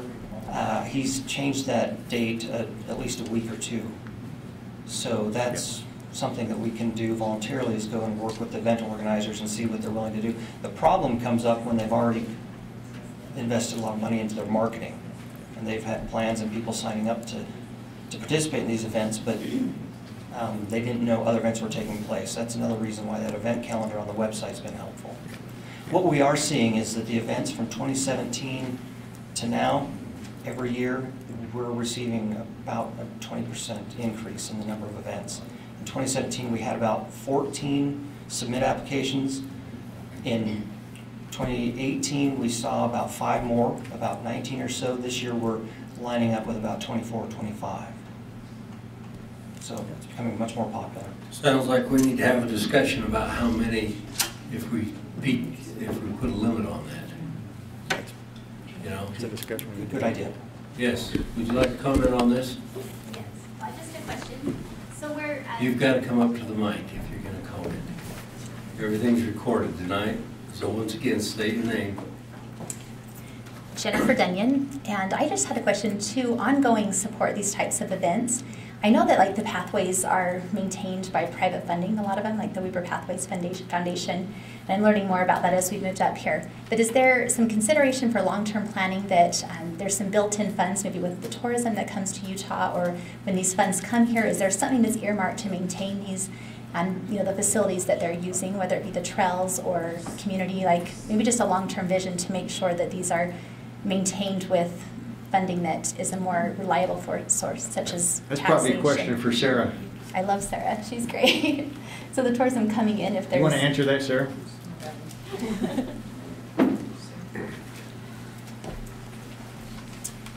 Sarah Tolliver. I'm the CEO and president of Visit Ogden. So Sarah, if they want to buy a hat, do they buy I was going to comment on the hats. They're not just a hat. They're a sesquicentennial commemorative hat that comes from the Champagne Toast photo, historic photo of the meeting of the rails. So they're all numbered and custom made. Get yours today. And I know where you can. So when it comes to the infrastructure funding, that's oh gosh, what did I do? That was Sorry. my fault, sorry. Sorry. That doesn't work anyway, so just set it down. Just set it down. No. It does work. It does work. That goes to him. Creating problems here. Let's see. So it's a bigger question that's hard to answer in a one quick moment. I would just say that there are a number of events that happen in the community that are events come about in a number of different ways is maybe a better way to say that. At Visit Ogden, we do represent the entire county in our tourism efforts, and part of our job is to bring visitors, obviously, into our community, and then help recognize the positive impacts of that. So events is a piece of that. But we try to make sure that we're monitoring that the events that we're bringing into the community have enough of a significant positive economic impact on the community that it outweighs the negative effects that we know sometimes come with traffic congestion or other challenges associated with the events. So, you know, it may not be something that you see back in your pocket right after that event, but tourism in the state of Utah saves every household $1,375 in tax relief they don't have to pay because our visitors are paying it. And so these events that we're bringing in, and we also work on meetings and conventions and skiers and other leisure travelers, and there's a whole gamut of things, but we want to make sure have that positive impact on our community. We all live here too. And so with that, we try to make sure, a really positive favorite one of the Valley residents is the Masters USA cycling events that we hosted. We hosted 2 years of a collegiate championship event race, which did cause some pretty significant impacts on the Valley. Those were stepping stone races to get the Masters race, which had very positive impacts as far as that economic dollars generated. Then we decided to take a break. We knew that we had had 4 years of cycling events in the Valley. It was enough. We had tested the patience of our Valley residents, and it was time to move on to other things that weren't so impactful. We can't control the local organizers or the other people who come in from out of the area, and right now Scott really doesn't have a means to not permit an event. And it's something that we've talked through at great length. We've created event evaluation forms that a number of agencies review so that we can make sure if an event comes and there is a problem, we're all documenting it, we're all aware of it, so that in the future there's a reason or a way to help them improve or not permit that event. So there's a number of processes that take place, and so sorry, it's a really long-winded answer, but I'll just stay, like, I work in travel, I love tourism, so I'm not saying no. I'm just saying, like, I would love to know that, and I know that it impacts businesses, and I love that it's helping tax dollars, but I'd love to see, like, okay, for every hotel dollar spent, some percentage of that maintains our trail system, not because I think those events are harming our trail system, but I just think that we want to grow, maintain, and become that destination just long term. And if it's by private funding, because how I understand it, that like WEBER Pathways is mainly in charge of growing our trail system. Like for instance, having the trail around the dam would be amazing and be great for tourism and for local usage. I guess just making sure that we have funds that are not just private that help maintain these over time. So love tourism, love that they bring in funds.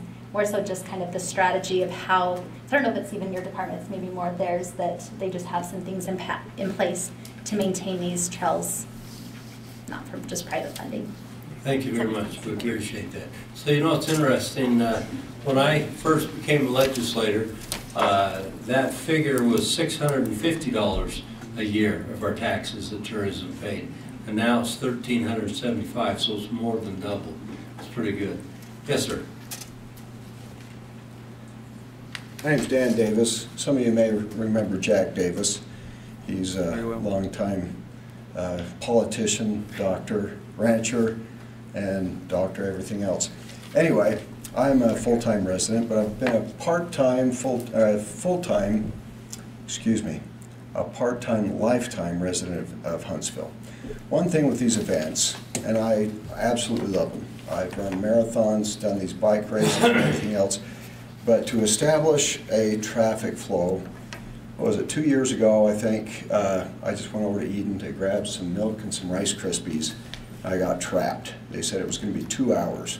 I didn't bring my tent or my sleeping bag or even a camp chair to hang out for 2 hours. I just wanted to grab something and go home. If we could have a traffic flow to be able to get back home, that would be great. I decided, okay, I'll take the long way, I'll go around the dam. That was blocked. It was blocked going back on the other highway. So if they can just have enough respect for the local people, unfortunately I can't plan my life around every race that comes in, and I still have things to do. And if a simple lane to be able to travel through the town, it would be greatly appreciated, I'm sure, for a lot of locals to be able to manage their lives in, I guess that would be popular. Anyway, I think it would be pretty simple, and if they need help to organize that, I'd be happy to get with them and make sure that that can be established. Hey, Scott, you heard that, right? Yes, ma'am. Hello, my name is Janet Wampler. I live in Eden. With regard to the special events, I know we all love them, but one thing that irks me and quite a few people that I speak with is that when they come into the valley, or they come in, I guess, to Ogden, they take place in the valley, but they're not promoting the valley. And I know that we're part of Ogden, as far as being unincorporated or whatnot. But things like Xterra, for an example, the entire race takes place up here. The social activities take place down in Ogden. But hotels that are advertised for it are Ogden hotels. We have rentals and even hotels up here, believe it or not. All the restaurants that are advertised are in Ogden. If I have to get up at 6 a.m. for an early call time for a race, it'd be great to know that there's a place to stay 100 yards from the race start. And that way money could actually come into the valley. I know a lot of residents in the valley feel like we have a lot of events that take place here and use our area, but we don't actually see the income. Our restaurants don't get the people. That's not being advertised that there are restaurants here that they can go to, overnight stay, things like that. So I think in conjunction with what the young lady had said about kind of filtering some money to maintain our property, I just would like to see a little bit more representation of our local businesses when it's advertised for all these events. Because I go to all these websites and it's never Valley restaurants or hotels, it's always in Ogden. So it'd be really nice to have that incorporated. Sarah, you can include those, can't you? If you know what they are. We know what they are, and the majority of the time they are included. We don't always have control over how an event markets itself. So the promotion that we do, we continually do Ogden Valley blogs and information to promote. We want, frankly, I want more tourism infrastructure in the valley so that we have a reason for people to come up here and stay. So the restaurants that are here, the lodging that we do have, all of those pieces are promoted in whatever way we have the capability of promoting. Okay, I'll keep looking because I haven't seen it yet. I'll send you. Thank you. Okay. Appreciate it. With her. Yes, ma'am. Thank you for being here and bringing this to us. I'm Sally Lindsay. I live outside of Huntsville. I've been here for a long time. I hear often the complaint that we should share the wealth of all of these activities. There aren't any, I mean, look at this list. Let's have some out west when it's cool and the bugs aren't bothering anybody. Let's have some in the East Benches. You've got roads. You could have all kinds of marathons and never close a road. Share the burden. I can't see any reason why we don't do that. It's always up here. This list goes on forever, and it's always up here. There are good places in all of our area to have activities, bike races, all kinds of things. Sure, they'd rather be up here. But we have to bear the burden, and we have one road. And I really like the idea of a road going in one direction for events when you're going to close the highways. any rate, let's see if we can't try to do something about that, because it's really overwhelming. It's not fair. We pay more taxes than anybody else in the county, and more events and more infrastructure problems happen up here. Thank you. Thanks, Sally.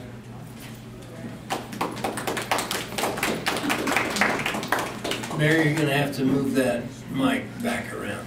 She accidentally bumped it. Yeah, there you go. Okay. I would agree with everything I've heard tonight. You know, one thing that I haven't heard, though, is what's really, really important is nonprofits. You know, I haven't heard that at all. There's a lot of events up here. Commissioner Floor said, you know, we have something special up here in your opening. And we really do. I mean, that's why it attracts people to come up here and they want to be a part of it. You know, I do support outdoor activities and all that stuff, but the main reason why, you know, I started the Huntsville Marathon was because I wanted to give back to other nonprofits in the Ogden Valley. And I think that's really, really important. So when if you do have to weed through your list, I would ask that you consider nonprofits to be very important. Thank you. Mayor, while we've got you there, could you either confirm or deny the rumor that that the Huntsville Parade on 7/4 is going to be held or not held? Since there's a question mark behind there, I think we'd like to hear the official word. And since we have the paper here, I think we've heard a lot that, why did Huntsville cancel the 4th of July? We did not cancel the 4th of July. I think the date's still going to come, right? Yeah, so what we're doing is, to be really honest with you, it's hard to get the volunteers. You know, people for years, families and stuff up here in the Ogden Valley and in Huntsville have donated their 4th of July to serve as a volunteer. And so what we're trying to do is we're trying to cut back just a little bit. The Saturday before, and Woody, correct me if I'm wrong at any time, the Saturday before the 4th of July, we're having everything. We're having, you know, the fun run. We're having the parade. We're having the flyover. We're having, you know, everything that we had up to about 2 o'clock. And then we're going to, you know, shut it down. The 4th of July, we're still going to have, you know, like the DJ come in a couple hours before and play music, and then we're going to shoot off wonderful fireworks on the 4th of July. Great. So the fireworks will be on the 4th of July. The Saturday prior will be all the other activities before 2 o'clock. And that's great. And you know, I'm old, and but I remember, you know, 50 years ago when we go into, and the whole city, basically the Upper Valley was right here across in the park. Yeah. We have little rodeo grounds there, and it was a local event. We were, unfortunately, you were too successful in promoting that breakfast and everything else that changed that really changed the venue.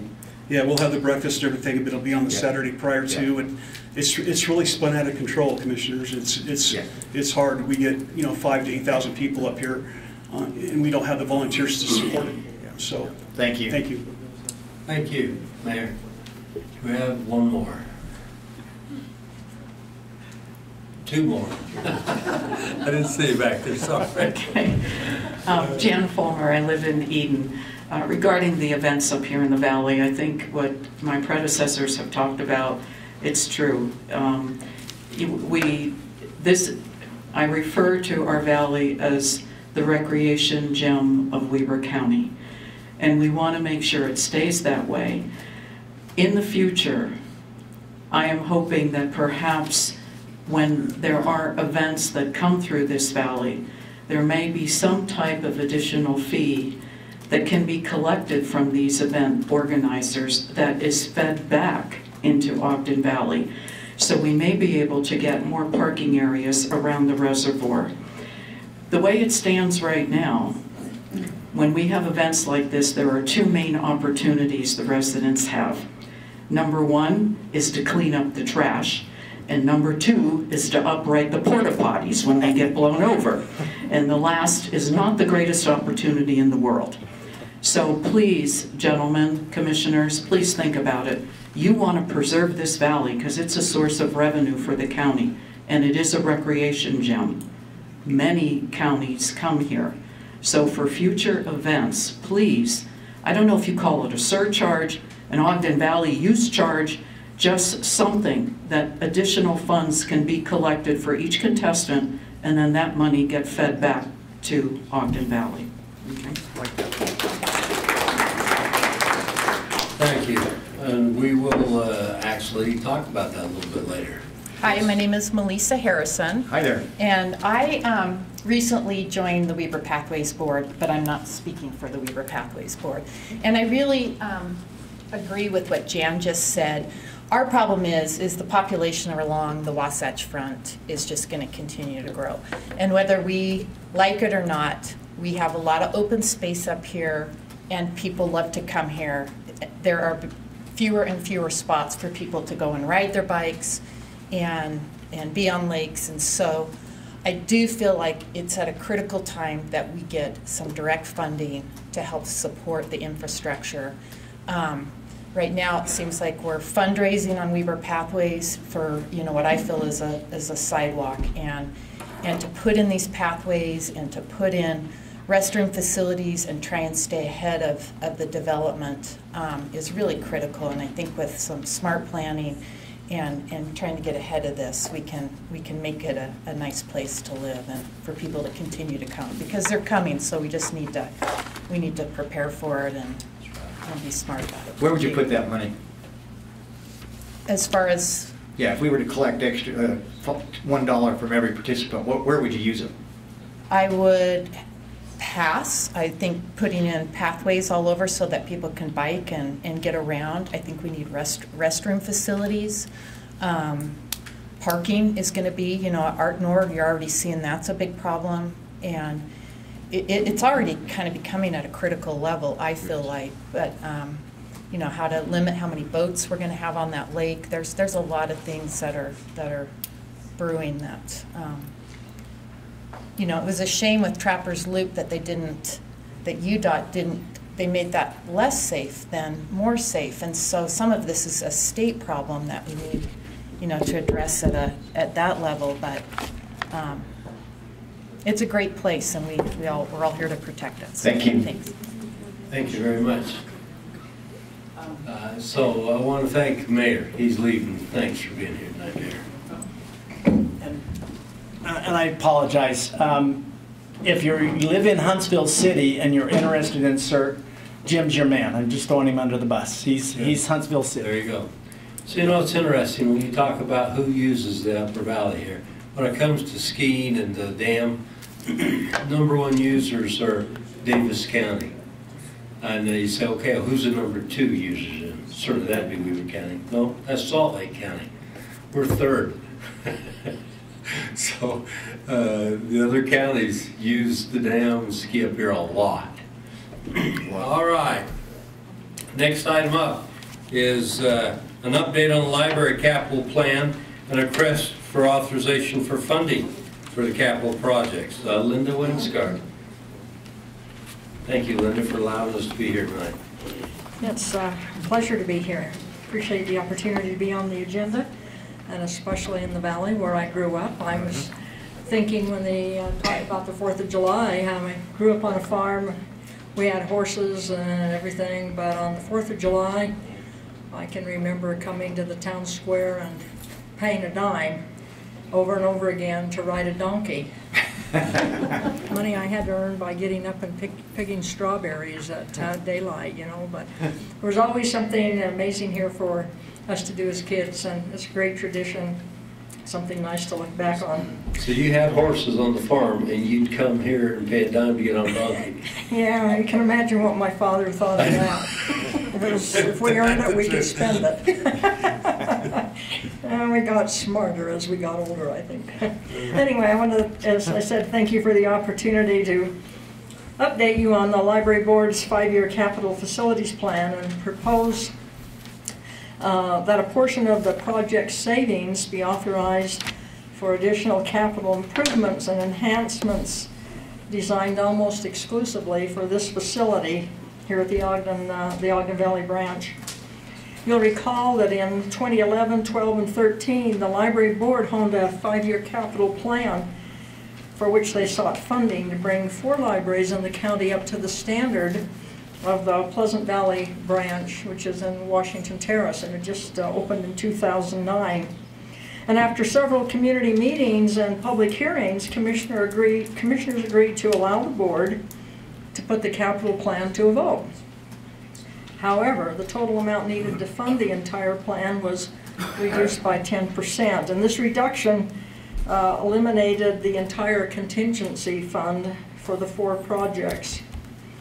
Well, in the first vote by mail election held in the county, the public approved the funding for the 5-year plan based upon the concept that Weber County's libraries would serve as lifelong education centers and community gathering spaces rather than simply as book depositories. And in order to accommodate the loss of contingency funds, several capital improvements at the Ogden Valley branch, along with a number of desired building design elements at headquarters, were not considered. They were eliminated.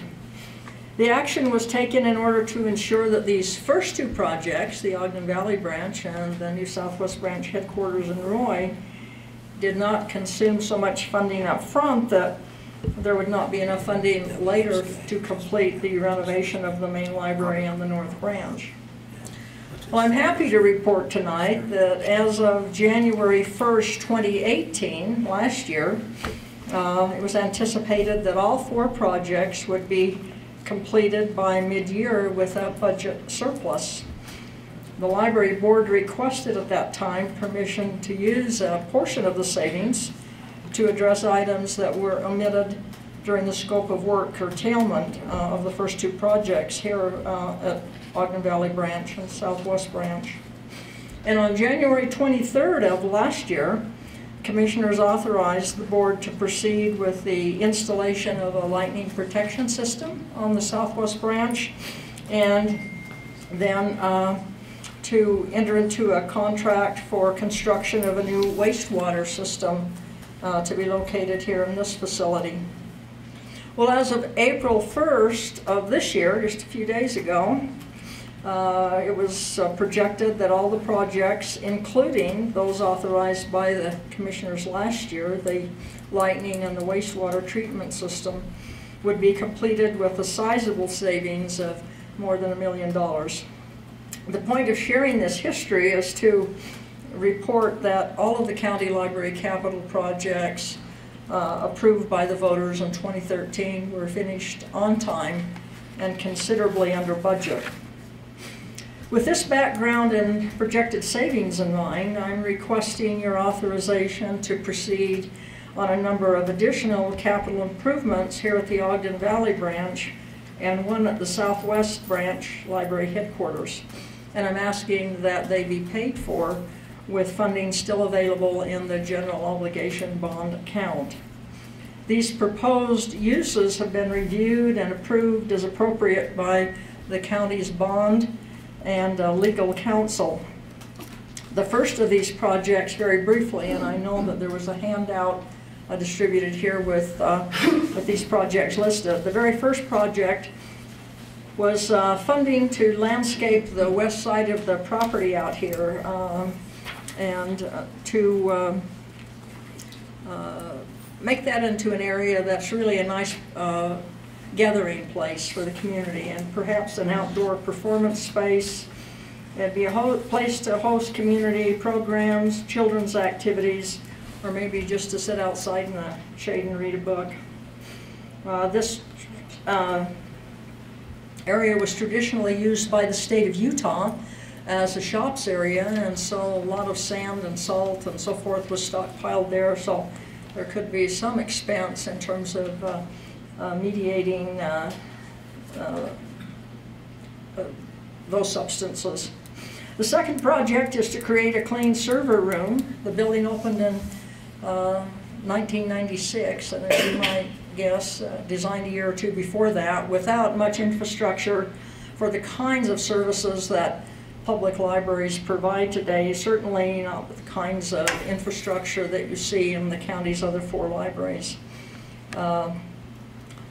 The request is for the modification of the facility to include a small server room and to make it code compliant. Right now, the equipment that we've stuffed into an electrical closet is sitting in front of the breaker boxes, and it's really not something that is code compliant or safe. Other potential proposed upgrades, including, in addition to the server room, includes replacing some metal halide lights that are an issue in the building. They have produce a lot of heat. It's getting hard to get parts for them, and they run on ballasts that are hard to find. They're going to be out of date here soon. Would include replacing some floor boxes and some other electrical facility upgrades that would address areas where the building is woefully inadequate.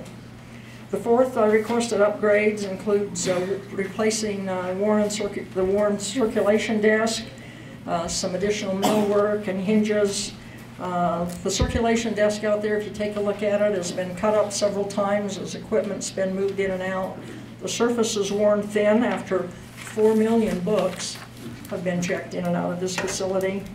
It would also provide some funding to put some tempered glass in an area where the children are jumping through an opening in a wall and creating some havoc for the library staff, and perhaps the potential for injury as they dive through that from one side to the other, and then replacing some double-paned windows. The next project is to replace some floor covering. The floor coverings in here, the carpets are 23 years old, and as you walk through the facility in the high traffic areas, you can see they're stained and the seams are coming apart, and there's a need for some replacement.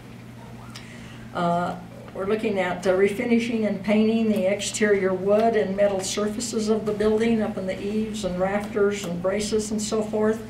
That metal is starting to get pot marked and rust, and of course that's the infrastructure for the facility. If we can clean that up and paint it, it should last at least another decade. It's been about a decade since it was last painted.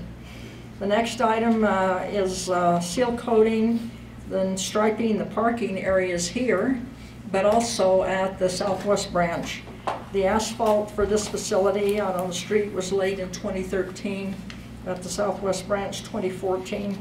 We try to reseal them and stripe them every 5 years because it's a good investment to take care of the asphalt itself. I'm going to close by noting that that time is of the essence for these projects. All bond funding must be cleared from the books September 1, 2019. You've seen the cost estimates that were handed around that were thumbnails produced by the staff in-house. These are thumbnails just for construction, I have to say. It doesn't include any engineer seals for electrical or for civil engineering and so forth. It doesn't include contractors, profit and overhead, but it gives you some idea of the direction the projects are going and what the final cost might be.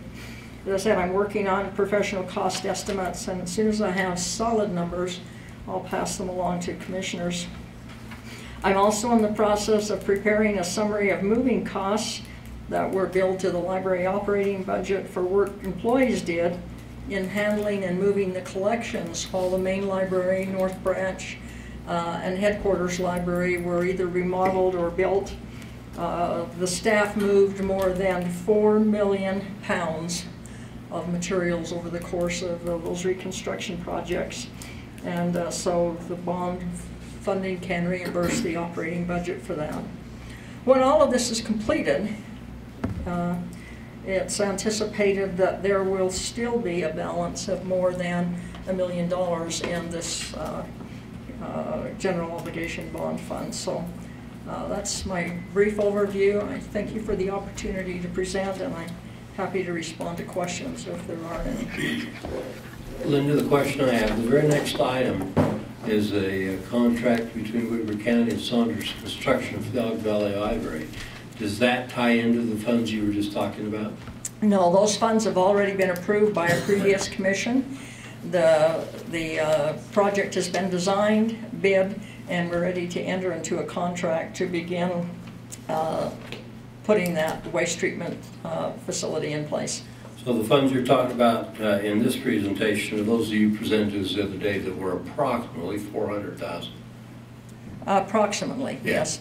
Again, without the contractor's profit and overhead and some of those other numbers that I'm not in a position to estimate, because it all depends on, you know, these are small projects. There's no economy of scale, and there will not be a lot of bidders, so I don't want to misrepresent the fact that the numbers that I've provided are thumbnails just of the materials primarily, and some labor to put them together, but not overhead and profit redesign and so forth.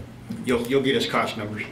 Pardon me? You'll be getting us cost numbers yes, in the next couple of weeks. They're underway right now. Okay, thank you. So Commissioner Ford, since there's only two of us tonight, a motion to pass this for her to spend $400,000 might go.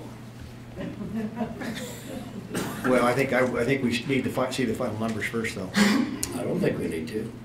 I think we can give her the right to go ahead and do that. Not to exceed?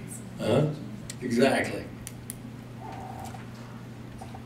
I think it's, unless we change the scope of this, it's likely to exceed $400,000. How much? I think it'll exceed up by, I think it'll be $450,000. Okay, Mr. Chair, I'd make a motion.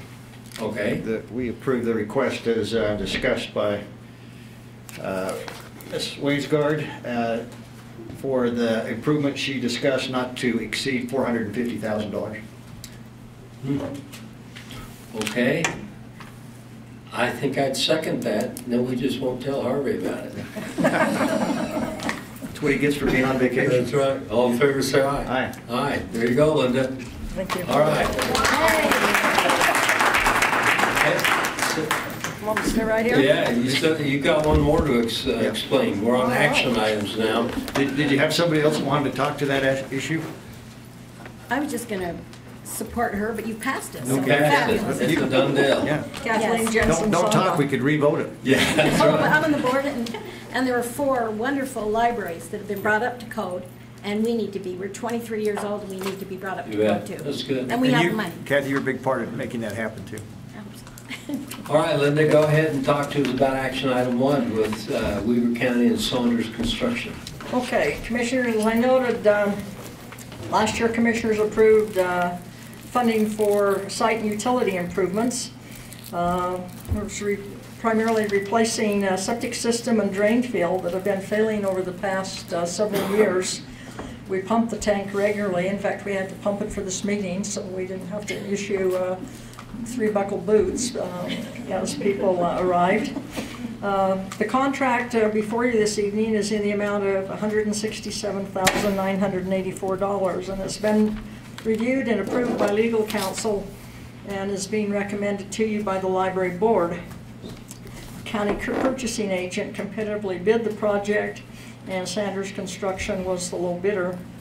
The proposed contractor, design, and civil engineering team and the library staff have reviewed and verified every line item in Saunders' response to the scope of work as detailed in the original specifications. And we also worked every line item by way of a post-bid addendum, and we're convinced we're recommending a wastewater treatment system that has enough size and redundancy to carry the library for many decades to come. The project is really more, however, than simply installing a larger septic tank.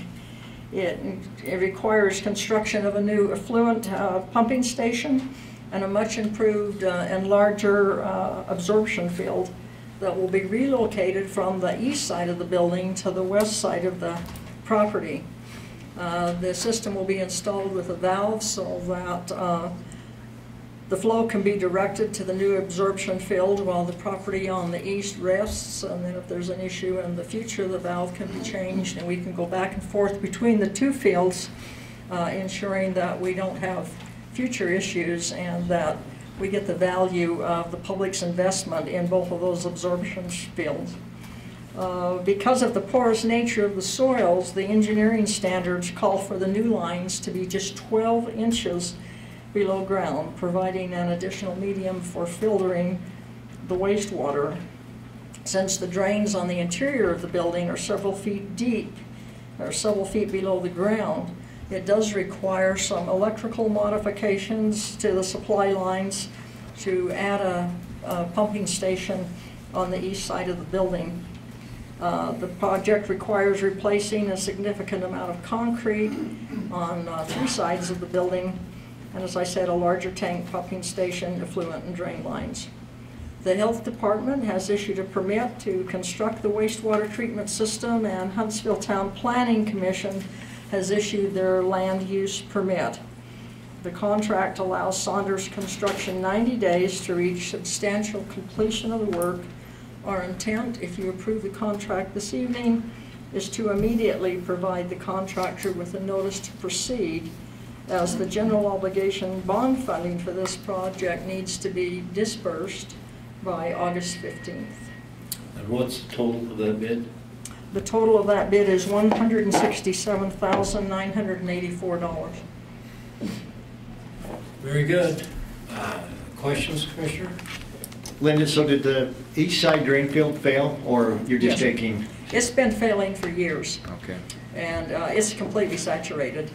And we've worked on it. We've done a number of what we thought would be short-term fixes, and they were good short-term fixes.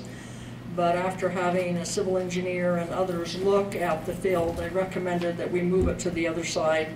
There's limited space out front, really. And when you look at the size of the drain field compared to the use of the facility, it probably is not, even if we put a new drain field there, it probably would not be adequate. Yeah, I agree. It has to go west. Yeah. Thank you. Mr. Chair, I'd make a motion. Yes.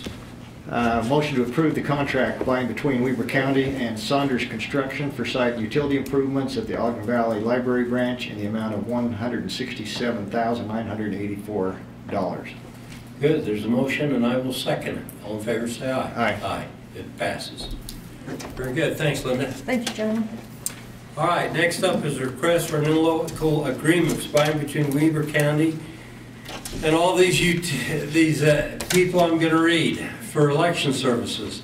Bonavista Vista Water Improvement District, Far West City, Harrisville City, Huntsville City, Hooper City, Hooper Water Improvement District, Marietta Slaterville, North Ogden City, Northview Fire District, Ogden City, Plain City, Pleasant View City, Riverdale City, Roy City, South Ogden City, Taylor West Weber Water Improvement District, Uinta Highlands, Uinta City, Washington Terrace City, Weber Fire District, West Haven City, and Wolf Creek Water and Sewer Improvement District. Ryan Kelly. Good evening, Commissioners. That was quite a mouthful. Yeah.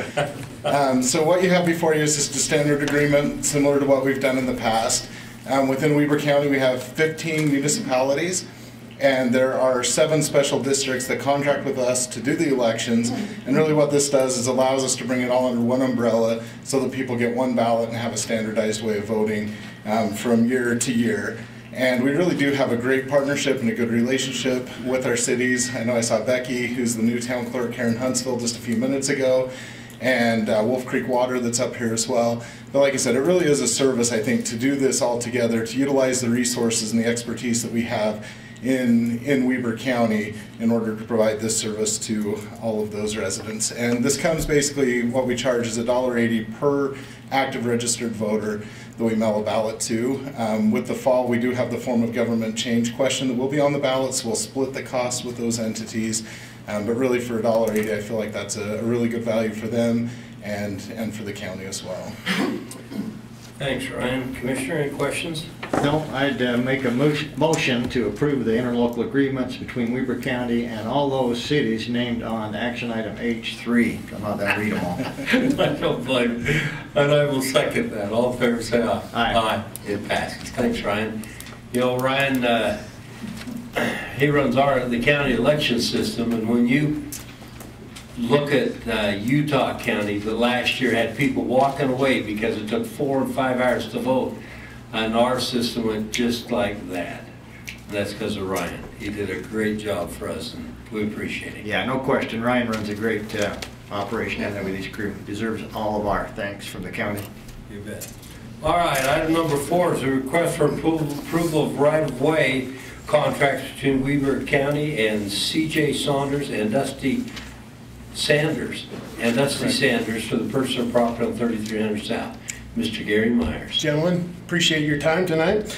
As we've talked in the past, we're in the preserving the right-of-way corridor for 3300 South. Tonight, I'd like to present for your approval the contract for J.C. Sanders and Dusty Sanders. It is for the amount of $86,000 even. Very good. Any questions? Questions, Commissioner? I have none. Okay. No, I'm good. Motion to approve the right-of-way contract between Weber County and J.C. Saunders and Dusty Saunders for the purchase of property located on 3300 South, Weber County, the amount of $86,000. Very good. That's the motion. I will second that motion. All in favor, say aye. Aye. Aye. It Thanks, passes. gentlemen. Thank you, Gary. Next item is a discussion on fire mitigation between Weber, in Weber County for the Weber Fire District. Captain Rick Cooper. Good evening, Commissioners. How are you tonight? Good. There are times where you're the most popular guy in the room. You know, I find that, yes, I am also the most hated person in this room at times. It depends on who and what is going on in the county at this time. That's true. I don't think wildland fire will be a huge issue early on. I think flooding and water will be our problem. But I think we're going to turn into a fire season later in the season. So, you know, when you have wet springs like this, it brings all the grasses out. That is very correct, Commissioner. We are looking at an average startup year, but we're looking at a bumper crop of grass, and they are indicating that we could see an increase in monsoonal flow, which will bring dry lightning. Yeah. So we'll wait to see what happens in the future. Commissioner Harvey asked me to just brief you guys up on our mitigation efforts in the unincorporated areas of Weber County. Primarily our focus right now on wildland fire mitigation is the Upper Valley. It does hold the largest concentration of wildland fire risk assessment and threat. And we have we have a lot of values at risk. So Weber Fire District has assigned me as the wildland captain for Weber Fire District, so that is my job, is to identify risk and threat areas and try to reduce the effects of the wildland fire to communities. So I'm just going to kind of give you a brief overview. Currently we have 7 projects that we are working on in the Upper Valley at this time. Been working with the Weber Wildlife Federation and the gun range to come up with recommendations from the fire district, not requirements, but recommendations. We cannot impose any type of requirements on private property. We can only give recommendations, and we're going to continue that mitigation efforts with the Weber Wildlife Federation to reduce those risks. Other communities that we've been actively pursuing mitigation work in is Pineview Estates. And we've actively been in Pineview Estates now for 5 seasons since I've taken over the position. Nordic Valley is another one we've been actively pursuing mitigation work in for the last 3 seasons. And we're making some very good progress in both areas. Sunridge is a newcomer to a large mitigation work. With our response time with suppression resources is well over our 30-minute mark, just based on where it is. So our efforts up there have been extraordinary, and the HOA itself has been awesome to work with. They are very eager to do whatever they need to do to protect their community from an event of a wildland fire. I'm not talking about something that's going to start in Sunridge. I'm thinking something that's going to start down here at Middle Fork and burn into Sunridge is our threat. So that's why we're working very aggressively up there. The Sunridge area is tough. I was a senator when that burnt before up in there. Yep. And I was up in there the days they were fighting that. And that becomes overwhelming when those fires and the winds are blowing and there's literally a wall of fire heading towards these different homes, and some are cabins and some are trailers.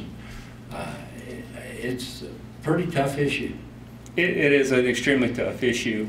And as Weber County continues to grow, our wildland-urban interface will continue to grow, and our risk will continue to progress upward. So do we require them to have a certain circle that's clean around these houses? Because when I was up there before, that seemed to be the biggest issue. If they had enough mitigated area around their structure, they were pretty safe. And if they didn't, they were gone like that. That's what we're pushing right now, is what we call defensible spacing around each structure. And we look at initially our 30-foot zone with vegetation free, and then we look at a 50 and then a 100-foot zone around their structures. And what we're really looking for is to reduce the effects of a fire against the structure. I'll never guarantee we'll save your home on anything that we do because there's too many environmental factors, but that's what we're really encouraging for, is that 30-foot mitigation rule. Do we require anything by the county? Do any of our ordinances require anything there? Yes, we do. There is a building ordinance. We did adopt the WEBER code I do believe in 2008. The state legislation adopted it in, I do believe in 07. And there has been several upgrades since then. But WEBER Fire District, myself, work for WEBER Fire and our fire marshal are actively enforcing that WEBER code to its fullest extent. What is that?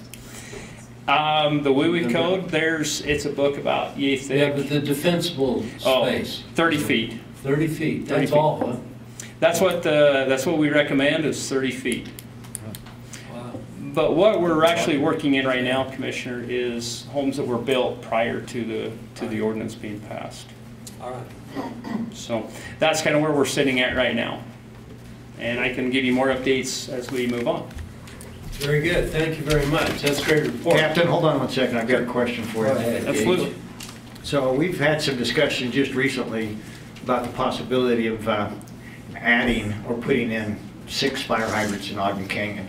Yes. Give me your opinion as far as the potential impact of a fire in one of those subdivisions in the canyon, as well as the surrounding forest area, grass area, etc.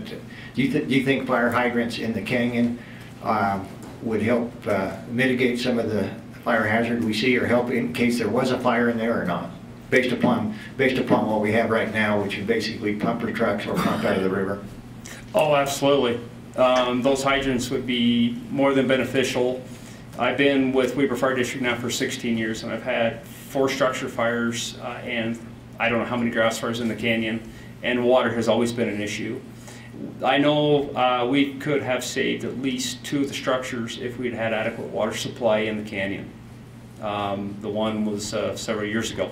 Last summer on July 30th, I had a 7-acre fire at the mouth of the canyon, and we were having to draft out of the river, which takes an extended period of time and manpower to get that drafting operation going. I actually dispatched a helicopter to start dipping out of a pond to suppress the fire before it got into the Perry camp. So those hydrants will be a blessing to us for suppression operations. Good. Thank you. Thank you. Thank you, Captain. Is there anybody in the audience who wishes to express anything to Captain Cooper?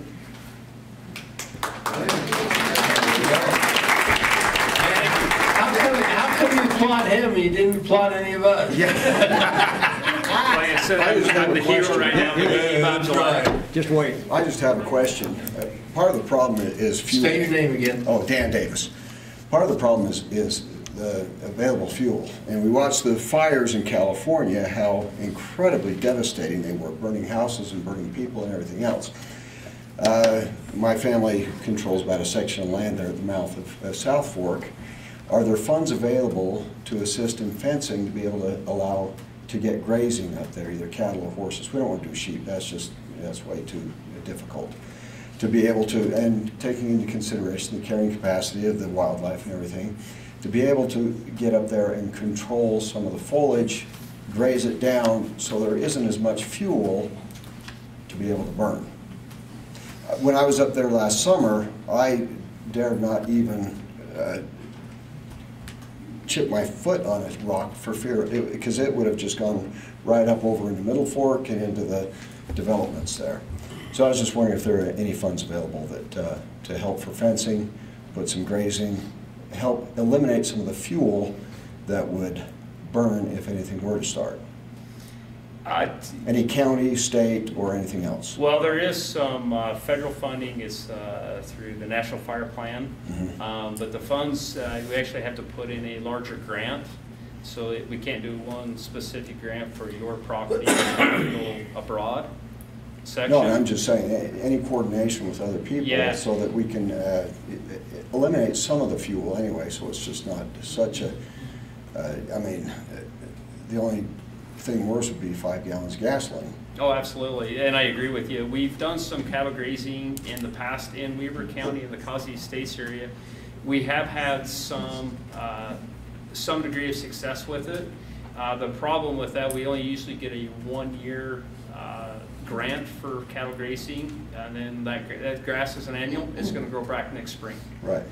So we get a 1-year treatment out of it, and then the next year the funding most likely would be there. We got a 1-year grant for Causey Estates.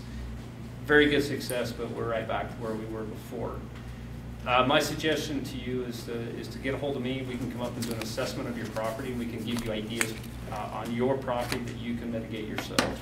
Yeah, and that's kind of what we're looking for, is the public to defend your own homes, to defend your property. And where we only have so many resources in the county, so it's a triage thing, and I don't want to take up any more time, but we only have so many resources, so we really try to reach out to the public to educate you on mitigation efforts to protect your property. The only thing I accept is if it burned all the Dyer's Woad. That would be fine, and we can maybe help you with that. Thank you very much. Minister Douglas Dixon, did you have a comment you wanted to make? No, we just clapping. Oh, okay. That's good. He's a clapper. That's good. All right, next up is item number 7, request for approval of contracts, Pine Beach, Weber County, and Base Camp DBA Utah Recreation Company regarding Pineview Reservoir. Holland Wilbanks. I'm so excited it's my turn. Thank you for your patience. Well, I'm excited because a lot of the conversation we've had tonight has been around generating some revenue that can stay in the valley. And upon approval of this contract, it does that exact thing specifically to the Pineview area. I'm not seeing a... Let's see. Pointer? Yeah, did it fall off when... Just come up, stand, and point it. Well, and actually, that's actually a great idea, because there's the map. The next few slides are really just maps to show exactly where the changes are. So if you want to flip through and everybody can hear me, I'm happy to do that. Does that work? You've got a flipper there, or a clicker? There you go. There you go. Great. I'll do it this way. Does it have a pointer on it too? The ones.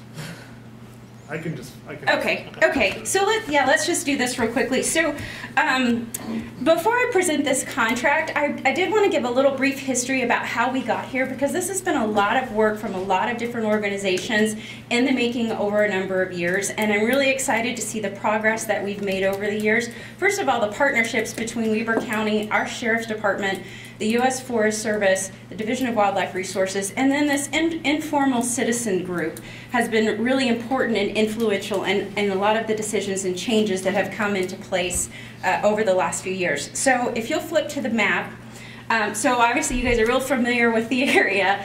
In 2016, we instated the nightly anchor permit, which was a $15 fee if you wanted to spend the night past 10 o'clock into the next day on the reservoir. That allowed us to put law enforcement on the reservoir 3 nights a week from 10 p.m. to 3 a.m. And that was done from, first and foremost, a safety issue. We had a number of incidences during the night, and we didn't have law enforcement there readily available to address those. And also from numerous complaints from citizens in the area that we needed noise control and just issues throughout the night. So that was put in place in 2016, and we've seen a lot of success, and that permit has allowed the reservoir or a revenue stream to put law enforcement on the reservoir at night. In 2017, and you can just leave the same map up. In 2017, we added no parking signs. And Gage, if you might want to hop up and show them right where Pelican Beach is, over on this side off of 7100 East. Up on This might, I know. Here, I can go go through it up here. Back Yeah. up in here. So we've provided no parking signs in this area. This is a high-speed road right here, and as it was, a number of vehicles were parking up in residential homes and all through here and along this roadway, accessing this area of the reservoir, which was incredibly unsafe. So it is now a tollway zone and a no parking zone, and I would just encourage no one to park there. They probably won't come back to their car, or at least there will be a heavy fine placed on your car for parking in this area. That was put in place in 2017. In 2018, which was last summer, we instated a no alcohol ban on the beaches. And that was a big success in safety regulations for our law enforcement and came directly from requests from our citizens to make that change. So any of the beaches around Pineview and Causey are now alcohol-free. Finally, this year, and we'll just flip back and forth between the two maps, we can stick here first. So this year, your commissioners here approved a restricted account for Pineview and Causey area. So funds that we generate from users at Pineview and Causey go directly into this restricted account. And what's exciting about this restricted account is the restriction is that it can only be used for improvements back in these areas. So you'll see the contract that I'm requesting tonight will be funds to generate that revenue stream to go directly into that restricted account that goes back into the area. Some of the things we've worked with the Forest Service, along with the no parking that you'll see this year is, I have to go back to my notes, but they're adding some more wakeless buoy areas near the swim area. Pelican Beach parking lot will be expanded this year, which is this one, so you'll see more parking area right there. And then Port Ramp, you've seen on-street parking outside of Port Ramp. That will be eliminated this year as well, as part of things that the Forest Service is doing for us. One other thing that I failed to mention, if you'll flip to the Causey map, we did last year add no parking on the dam. That was actually a Homeland Security issue, and it's just kind of a fun fact. Those no parking signs had to be at a lower level because that's where we land the helicopters in emergency situations. And there were times we could not get our emergency vehicles in because there was so much congestion to access the areas where those incidents happened.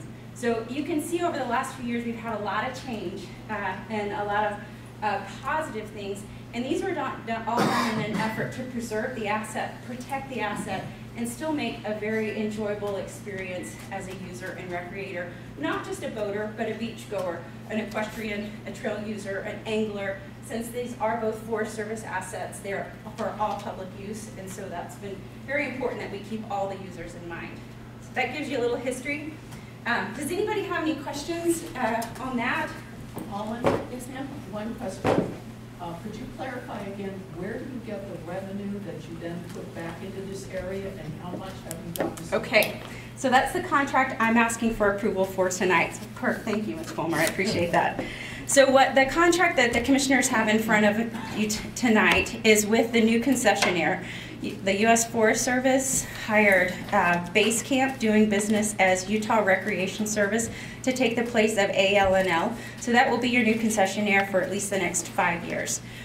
We have contracted or requesting the approval for this contract with Base Camp, which would provide an additional $3 fee if you access Cemetery Point, Anderson Cove, or Port Ramp. So you'd pay the fee that the concessionaire already has in place, plus there'd be an additional $3 fees. Those $3, if you access Anderson Cove or Port Ramp, would go directly into that restricted account for the county.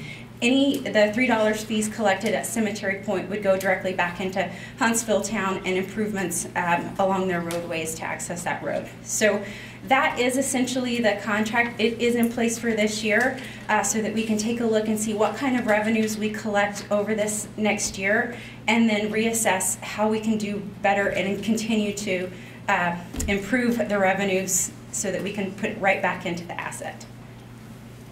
You have a question back there. Hey, hold on a second. So you've got to come up here to ask it and state your name in the mic. Holland, were you done? I'll have one more thing after you. Go ahead. My question was to Holland. I'm Carol Campbell. I'm from Huntsville. And my question is, how does that not then drive everybody to Pelican Beach where they don't have to pay? Which is already really congested. Sure. That's a great question. So the reason that we can charge fees in these areas, and this is a mandate from the Forest Service, is that there has to be an improvement in the area, an improvement meaning a boat ramp, a restroom, maintained picnic areas, in order for the Forest Service to be a fee allowed to be assessed. So Middle Inlet, Cemetery Point, Anderson Cove, and Port Ramp are those 4 areas around the reservoir. So at this point, we cannot collect revenue or additional fees from Pelican Beach, from North Arm, or from Windsurfer Beach. However, with that said, we are working on a plan long-term to be able to do that. We just have to have the improvements in place, which this revenue stream would help do that. So we tried this year in our negotiations with them to get Pelican Beach included, and they would not include that. They just refused to do it. So that will happen in the future. It's just not going to be this year. But Holland clarified that we will be doing parking enforcement in the Pelican Beach area and those other areas you mentioned as well. Yes, sir, absolutely. There won't be fees, but we will be doing parking enforcement, which would include towing and fines. Yes, sir, absolutely. We have a question by Randall. Yeah, I have a question that I suspect may be on many people's minds. We're residents. Can we get some sort of season pass at a reduced rate? It would really make people up here feel like maybe we were loved a little bit and not just used as the recreation destination. Thank you. My name's Miranda Memsley. May I address that as well? We've talked about that. So there is a season pass that any user can get. Right in the past, there was a $30 fee that was in the same category as this $3 fee. So $30 if you bought a season pass. In the past would go back to Huntsville Town. That $30 fee is not in place this year. And we are looking at ways for county residents to never pay that $30 fee as county residents. However, we would encourage that fee to be in place if you are out of county. So since most of our users, or the vast majority of our users, are from Davis, Salt Lake, and surrounding areas, if they purchased a season pass from the booths at anywhere around Pineview Reservoir, that $30 fee would be back in place. Does that make sense? Does that, Miranda? Does that make sense? So as a Weber County resident, you wouldn't be assessed that fee. As an out-of-county resident, you would. You're saying you can buy it and it's free? This year, no. This year, there's just no fee at all. What we're looking at going forward is if you're out of county, then you would pay it that extra $30 if you bought a season pass. So if you went in and said, here's my address, here's where I live, I want to buy it, it would be X amount. But if I came in from Davis County, it would be $30 more. That $30 would go into the restricted account. But you haven't got that for this year? That's not in place this year. But there is no additional fee this year at all for season pass holders. Yeah. Very good. Yes, ma'am. As you are looking, I'm Sally Lindsay, as you are looking at these fees, let's just suppose I live up here, I have 6 drivers. Now that doesn't include younger children. I have 2 in high school, I have 2 at Weber, I have my husband, myself. Maybe my in-laws live with us. So when you are assessing this fee, who gets it? Does my husband get it to go fishing? Do I get it in my car to drive and take the dog for a walk? Do the 2 kids on the track team get it? Do the bikers get it? How are you going to address this? Is that 6 or 8 passes? 1 won't work because we've got 6 or 8 drivers. It's something to think about. Thank you. Sally, so let me just say, sure, for those that have brought this up, this is something that we've looked at, discussed with the informal working group with the Forest Service. We haven't, and obviously I'm in favor of giving something similar to what Huntsville does, which would be a pass. If you live in Huntsville, you have access, basically free parking. To be quite honest with you, we haven't been able to come up with the logistics of how this works yet. But it's tough. I mean, if you have a great idea and you want to print stickers and go around door to door, I'm happy to talk to you about it. I don't know what you do, Well, but it's something that really is an important. We built the pathways. Yeah. We've raised the money for the pathways. The pathways have brought everybody here, among other things. So it's a serious problem that doesn't happen to affect. We hear you. but We it just does need a affect. fair and equitable Yeah. and manageable way to get there. And I know that Holland and her group will get us there. It may not be this year, but we will get there. Hi, Sam. Hi.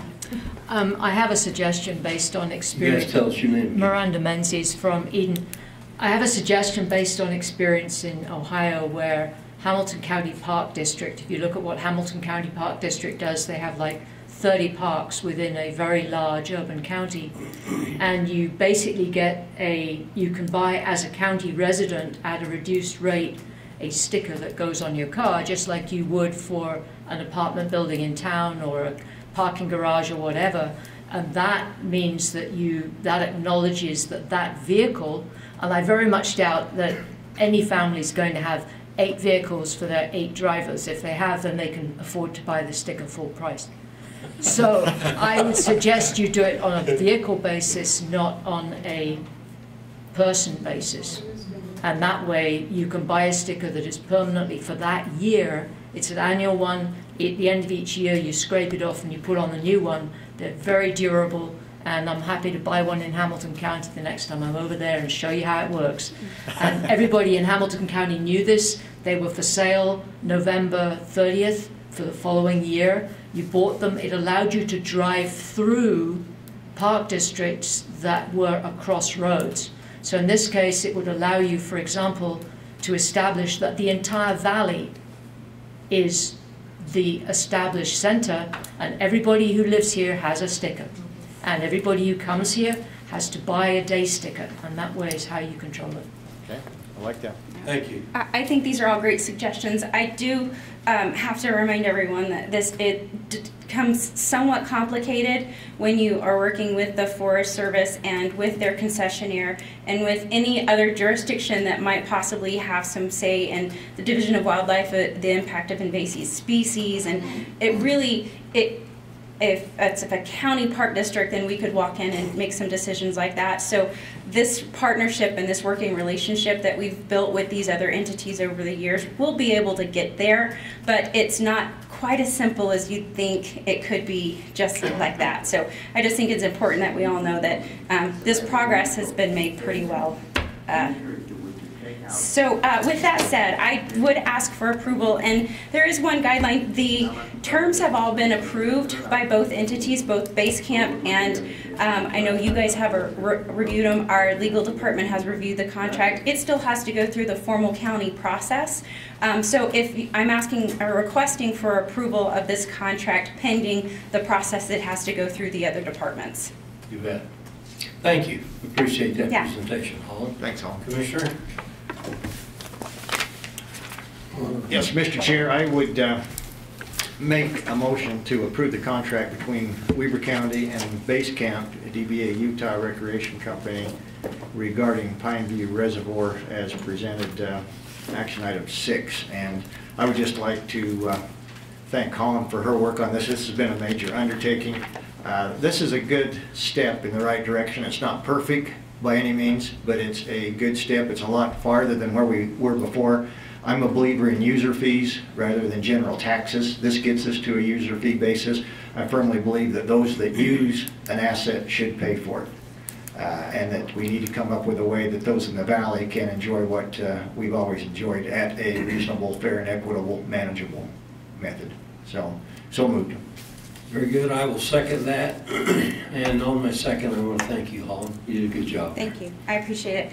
I thank you so much for that. And in hopes that you would approve this, I actually have an op-ed from the 3 Weber County Commissioners that I wanted to make sure that our media got their hands on first and foremost, but then I also brought copies for anybody that's left tonight to read. So this will be, as you saw, the media is just now getting it, but it does describe the year-over-year things that happened, and then the contract that was just approved. We haven't voted yet. You said aye. Say aye. Tim Vanderneck has Motion's been it. made second. Don't jinx it. All in favor, say aye. Aye. Aye. Okay, oh, now you're covered. All right, last item on the agenda tonight is item number 8. Contract by and between Weber County and CRS Engineering on 12th Street. Gary Meyer. Commissioners, one last item for you tonight before we wrap this up. So what I'm asking for your approval on is a contract modification for the 12th Street design. We've kind of talked about this a little bit back and forth. I'm gone the rounds questions with all 3 of you commissioners. I guess I would kind of open it up for questions at this point. I don't have any questions. We've been through this, and we know where Commissioner Harvey is on this. I told him I was going to put it on the agenda tonight. This is holding up work, starting to hold up work on 12th. That's great. And this is the final nail in that project. So that's right. Yeah, I think we've been through this, spent numerous hours reviewing the contract. I don't think there's any question that that the proper thing to do for the public is to pass this, pay them, get on. We're, as Commissioner Jenkins said, we're in the process now of holding up work. The end result is if we don't approve this, it could end up costing the county substantially more money, which I'm not in favor of. So, significantly. You ready for motion? So with that, Mr. Chair, I'd move to approve the modification of the contract between Weber County and CRS Engineers for additional work on 12th Street reconstruction project in the amount of, what was that, $176,000? Yeah, it's $176,120. $120. very good, and I'd make a second to that motion.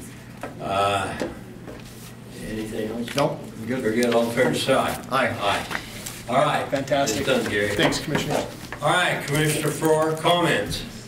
Well, I think we've been here long enough. This is one of our longest commission meetings, as I remember, for quite a while.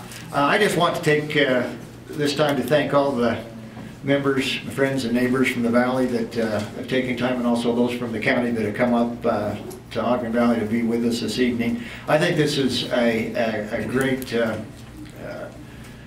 signification of what it means for the public to come out and have input in these public meetings, and we can't, as county commissioners, can't make good decisions without input. We've heard it quite a bit tonight, and with your input, I think we have the ability to make better decisions in the future. So I just want to thank you for taking time out of your busy Tuesday evening to be with us. Thank you very much. Thank you, Commissioner. Appreciate it. Thank you very much for your attendance tonight, and I agree with everything that Commissioner Forrest said. Now, if you want to get your name in the newspaper, Tim Vanderneck from the Standard is right here in front taking notes, and he'll be printing on this, so he's the guy to contact. With that, how about a motion? Motion to adjourn. Second. All in favor, say aye. Aye. Aye. We are adjourned. Thank you.